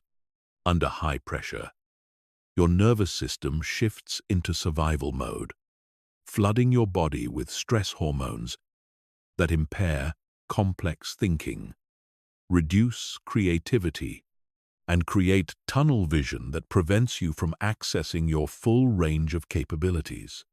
But here's what separates elite performers from everyone else. They've learned to use pressure as a performance enhancer rather than a performance destroyer. Instead of being weakened by high-stakes situations, they're energized by them. Instead of being intimidated by consequences, they're motivated by them. This transformation requires understanding exactly how pressure affects your physiology and psychology, then implementing specific training protocols that reprogram your nervous system to respond optimally when stakes are highest. The first level of pressure mastery involves developing what researchers call stress inoculation. This means systematically exposing yourself to progressively challenging pressure situations while maintaining optimal performance. Training your nervous system to remain calm and effective when stress levels would normally cause breakdown. Stress inoculation begins with controlled exposure to manageable pressure situations, then gradually increases the stakes and consequences as your tolerance improves. This might start with public speaking to small groups and progress to presenting to large audiences or hostile environments. It might begin with competitive games with friends and progress to high-stakes competitions with serious consequences. The key is ensuring that you maintain high-quality performance throughout each pressure exposure. If you allow yourself to perform poorly under pressure, you're training your brain that pressure causes performance degradation. But if you consistently perform well despite pressure, you train your brain that pressure enhances rather than impairs your capabilities. The second level involves developing what elite performers call pressure reframing, the ability to consciously reinterpret pressure sensations as excitement and energy rather than anxiety and threat. Your body's physiological response to pressure and excitement are nearly identical. Increased heart rate, elevated adrenaline, and heightened alertness. The difference isn't in what's happening in your body. It's in how your brain interprets these sensations. Most people interpret pressure sensations as signals that something dangerous is happening and they should be afraid. Elite performers interpret identical sensations as signals that something important is happening and they should be energized. This reframing isn't just positive thinking. It requires specific training to override your brain's automatic interpretation patterns. You practice consciously choosing empowering interpretations of pressure sensations until this becomes your automatic response. When you feel your heart racing before an important presentation, instead of thinking, "I'm nervous," you think, "I'm energized." When you feel butterflies before a crucial conversation, instead of interpreting this as anxiety, you recognize it as excitement for the opportunity to demonstrate your capabilities. The third level addresses what researchers call performance focus under pressure. Normal focus techniques often become ineffective under high pressure because stress hormones create mental noise that interferes with concentration. Elite pressure performance requires advanced focus techniques that remain stable even when your nervous system is highly activated. Pressure focus training involves maintaining intense concentration on specific targets while deliberately elevating your stress levels through physical exertion, time pressure, or competitive situations. This trains your brain to filter out stress-induced distractions and maintain clarity despite elevated arousal. Advanced pressure focus includes what military and emergency responders call task fixation, the ability to become completely absorbed in executing critical actions regardless of chaos or danger in your environment. This prevents your brain from being overwhelmed by the magnitude of consequences and keeps your attention locked onto the specific actions that create successful outcomes. The fourth level involves developing emotional regulation under extreme pressure.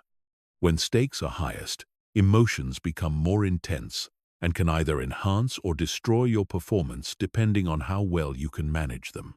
Fear, anger, excitement, and anxiety all become amplified under pressure, and your ability to channel these emotions productively determines your performance quality. Elite emotional regulation requires understanding that emotions under pressure aren't obstacles to overcome, they're energy sources to harness. Fear can be transformed into laser focus. Anger can be channeled into determination. Excitement can be directed toward optimal performance. The key is learning to direct emotional energy rather than being overwhelmed by it. This training involves deliberately placing yourself in emotionally charged situations while practicing specific regulation techniques.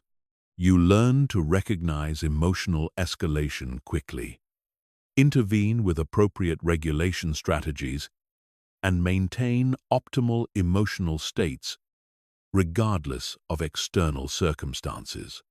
The fifth level addresses decision-making under pressure when you must make crucial choices quickly with limited information. Normal decision-making processes that involve careful analysis and deliberation become impossible when time is limited and stakes are high. Elite performers develop rapid decision-making capabilities that maintain high quality even under severe constraints. Pressure decision training involves scenarios where you must make important choices with artificial time limits, incomplete information, and real consequences for poor choices. This trains your brain to access intuitive decision-making systems while maintaining logical oversight of your reasoning process.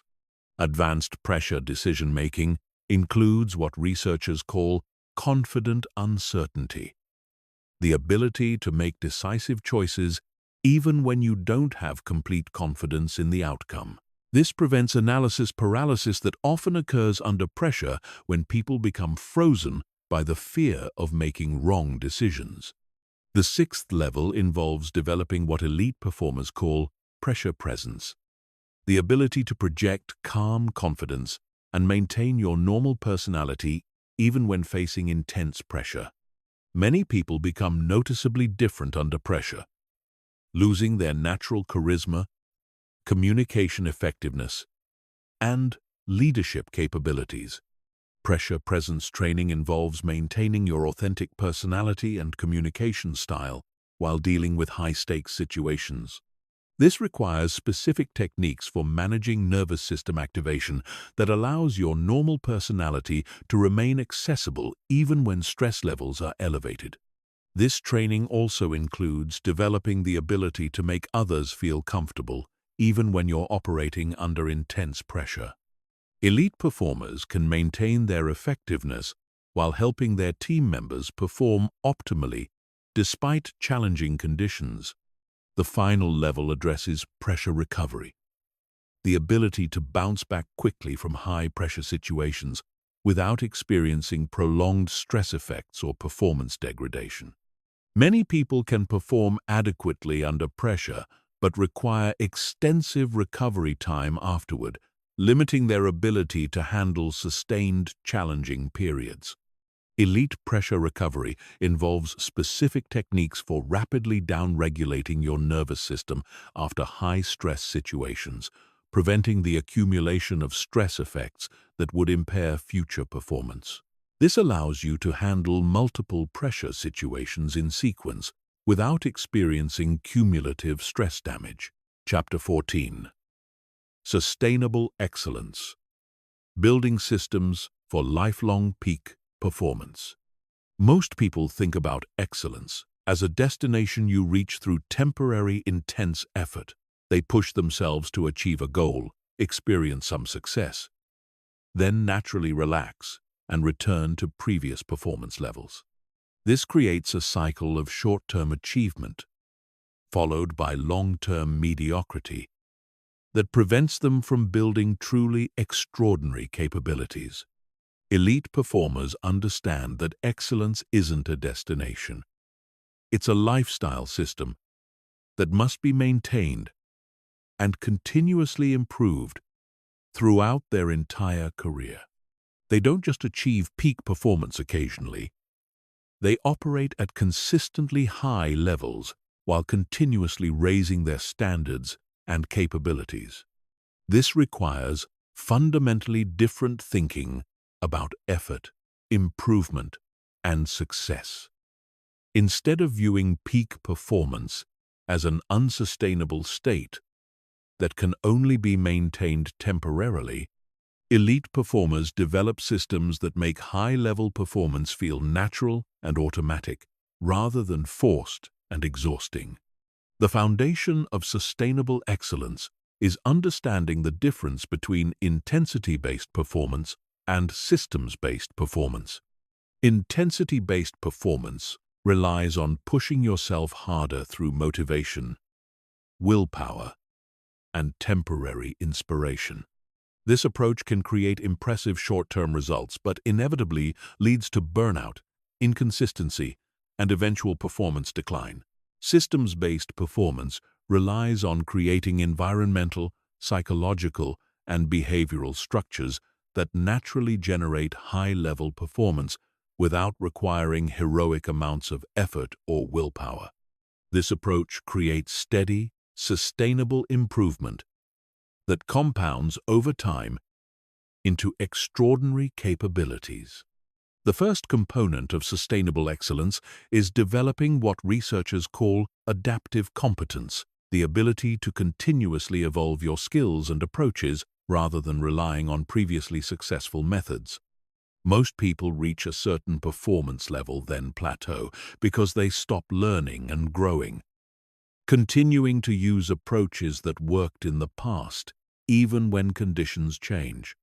Adaptive competence requires systematic exposure to new challenges that force you to develop new capabilities. This means deliberately seeking situations where your current skills and knowledge aren't sufficient, forcing you to stretch beyond your existing competence zone. This also involves developing meta-learning skills, the ability to learn how to learn more effectively in any domain. Instead of just accumulating knowledge and skills, you develop the underlying capabilities that allow you to master new areas rapidly when circumstances require it. The second component involves creating what elite performers call sustainable intensity, the ability to operate at high performance levels without burning out or experiencing performance degradation over time. This requires understanding your optimal challenge-to-recovery ratio and maintaining it consistently rather than cycling between periods of overexertion and underperformance. Sustainable intensity training involves developing sophisticated self-monitoring systems that track your energy, motivation, and performance quality across different time periods and activities. You learn to recognize early signs of performance decline and intervene with appropriate recovery or intensity adjustments before breakdown occurs. This also requires developing multiple performance modalities so you're not dependent on any single approach or energy source. When one system becomes depleted, you can shift to alternative approaches that maintain high performance while allowing the primary system to recover.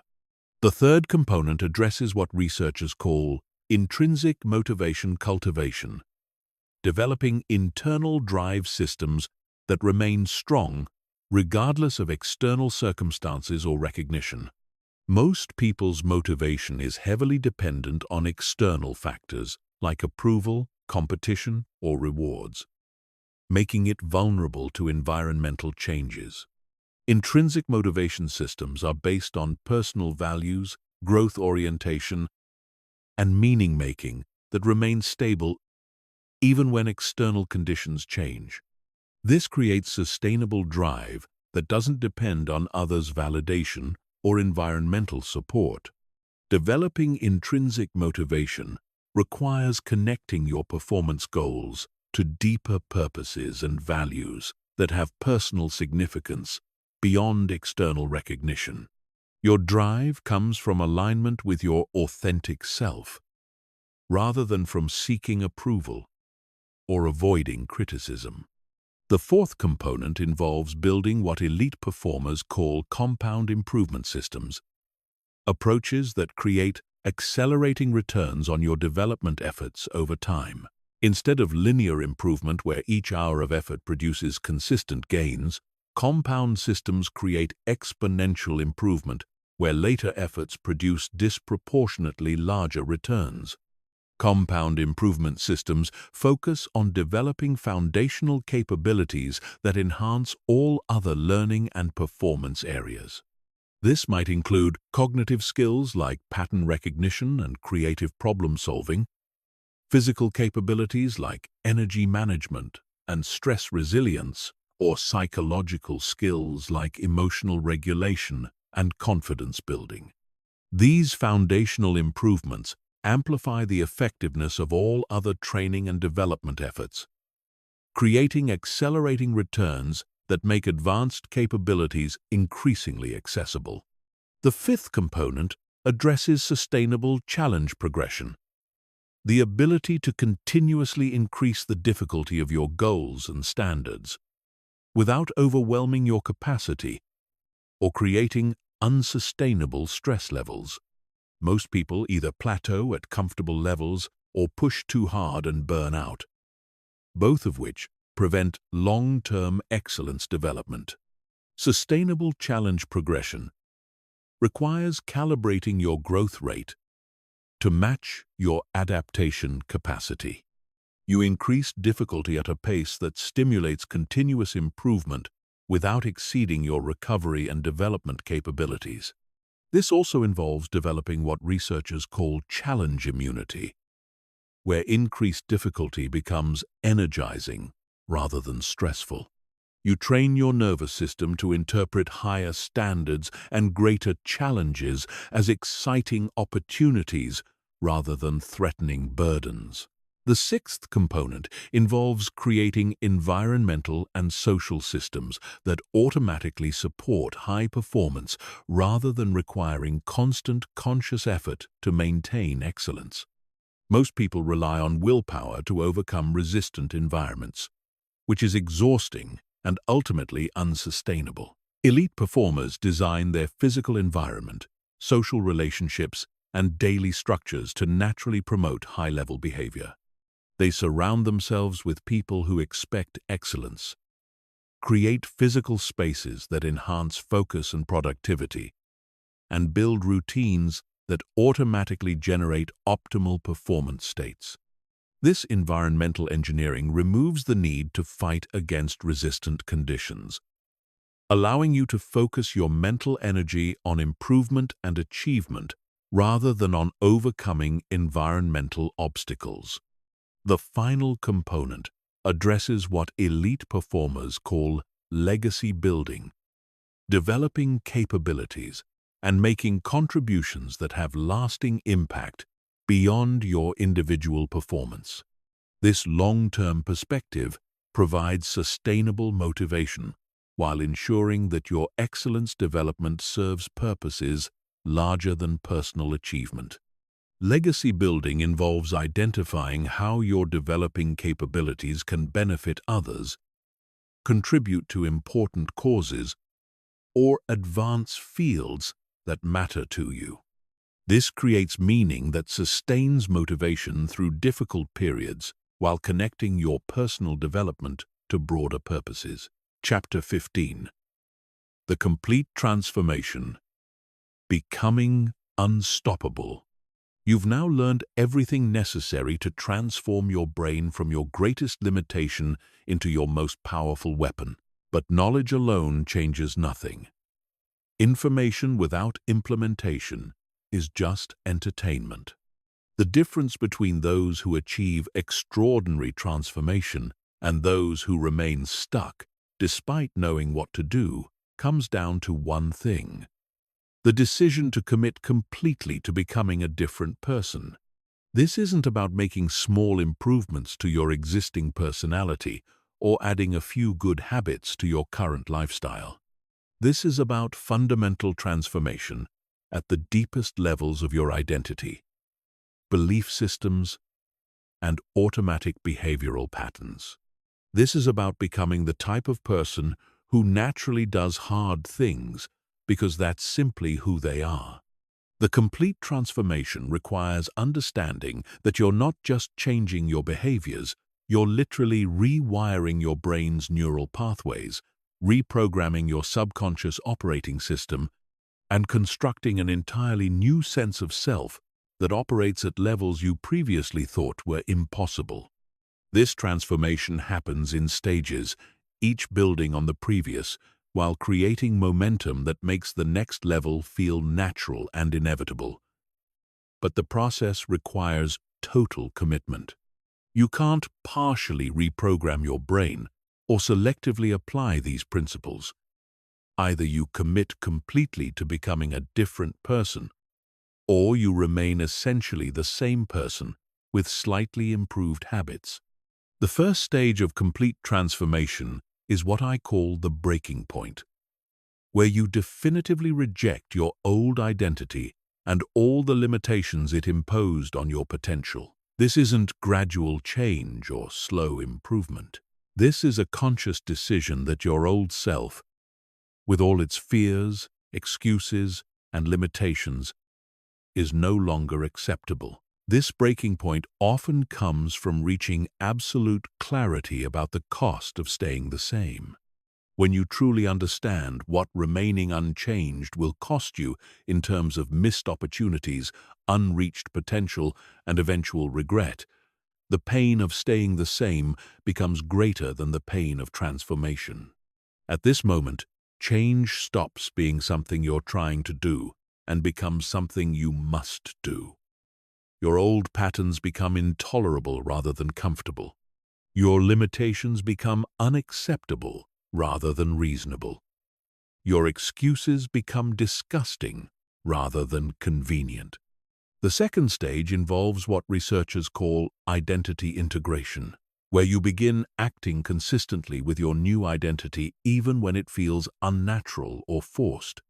This is the most challenging stage because you're operating against decades of conditioning and social expectations while building evidence for a new sense of self.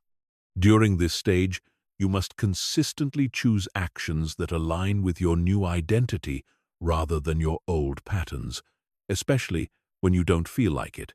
Every time you act in accordance with your new identity, you strengthen the neural pathways that support it. Every time you revert to old patterns, you reinforce the programming you're trying to change. This requires what elite performers call behavioral integrity, where your actions match your intentions regardless of how you feel in the moment. You do what you said you would do, when you said you would do it, whether you feel like it or not. This builds unshakable self-trust and confidence while proving to your subconscious mind that you are indeed becoming a different person. The third stage involves automatic excellence, where your new patterns become so deeply ingrained that they require no conscious effort or decision-making. What once required enormous willpower to achieve now happens naturally because it's simply who you are. At this stage, doing hard things doesn't feel hard anymore, because your identity, as someone who embraces challenge, has become completely integrated.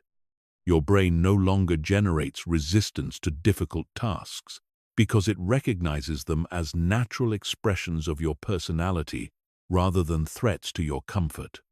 This automation allows you to operate at consistently high levels, without the mental fatigue that exhausts people who rely on willpower.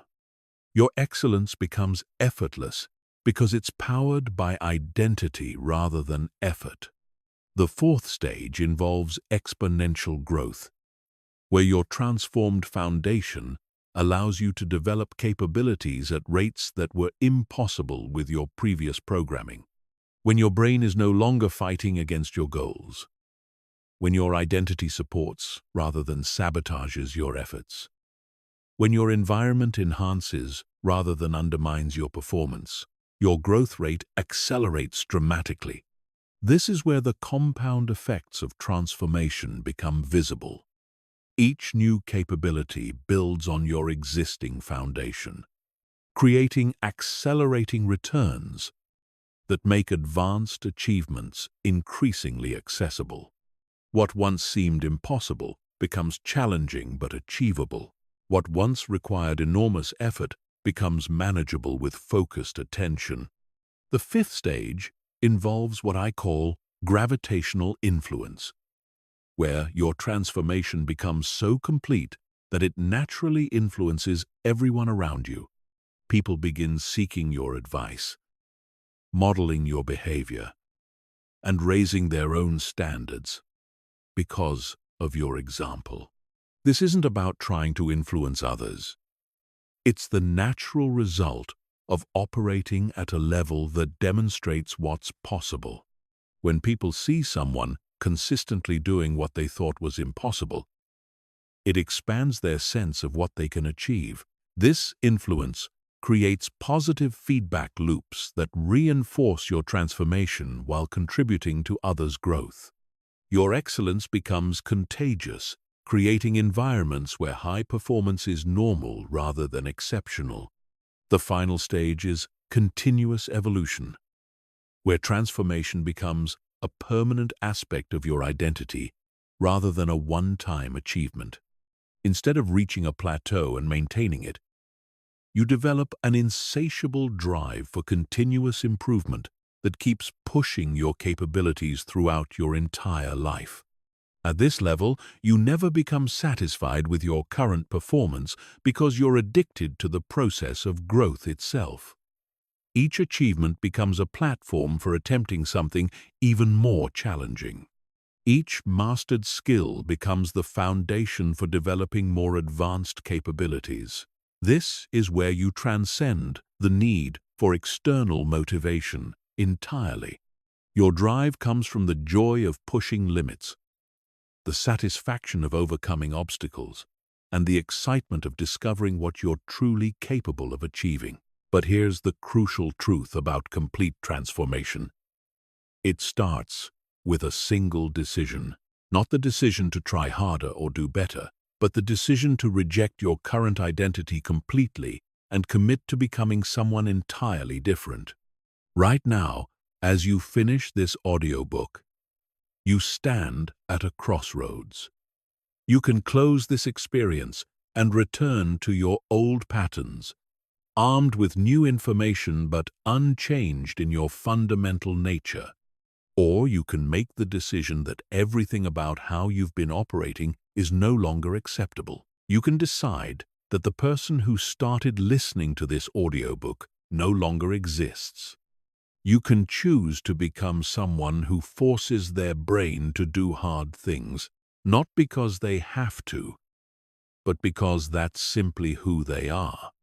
The techniques, strategies, and protocols you've learned will work, but only if you implement them with complete commitment. Only if you decide that transformation isn't something you're going to try. It's something you're going to do. The choice is yours. But understand this: your brain is waiting for your decision.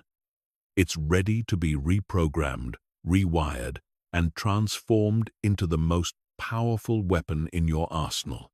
The question isn't whether you can change. The question is whether you will. Everything you want in life exists on the other side of hard things. And now you know exactly how to force your brain to go there. The only question remaining is, will you?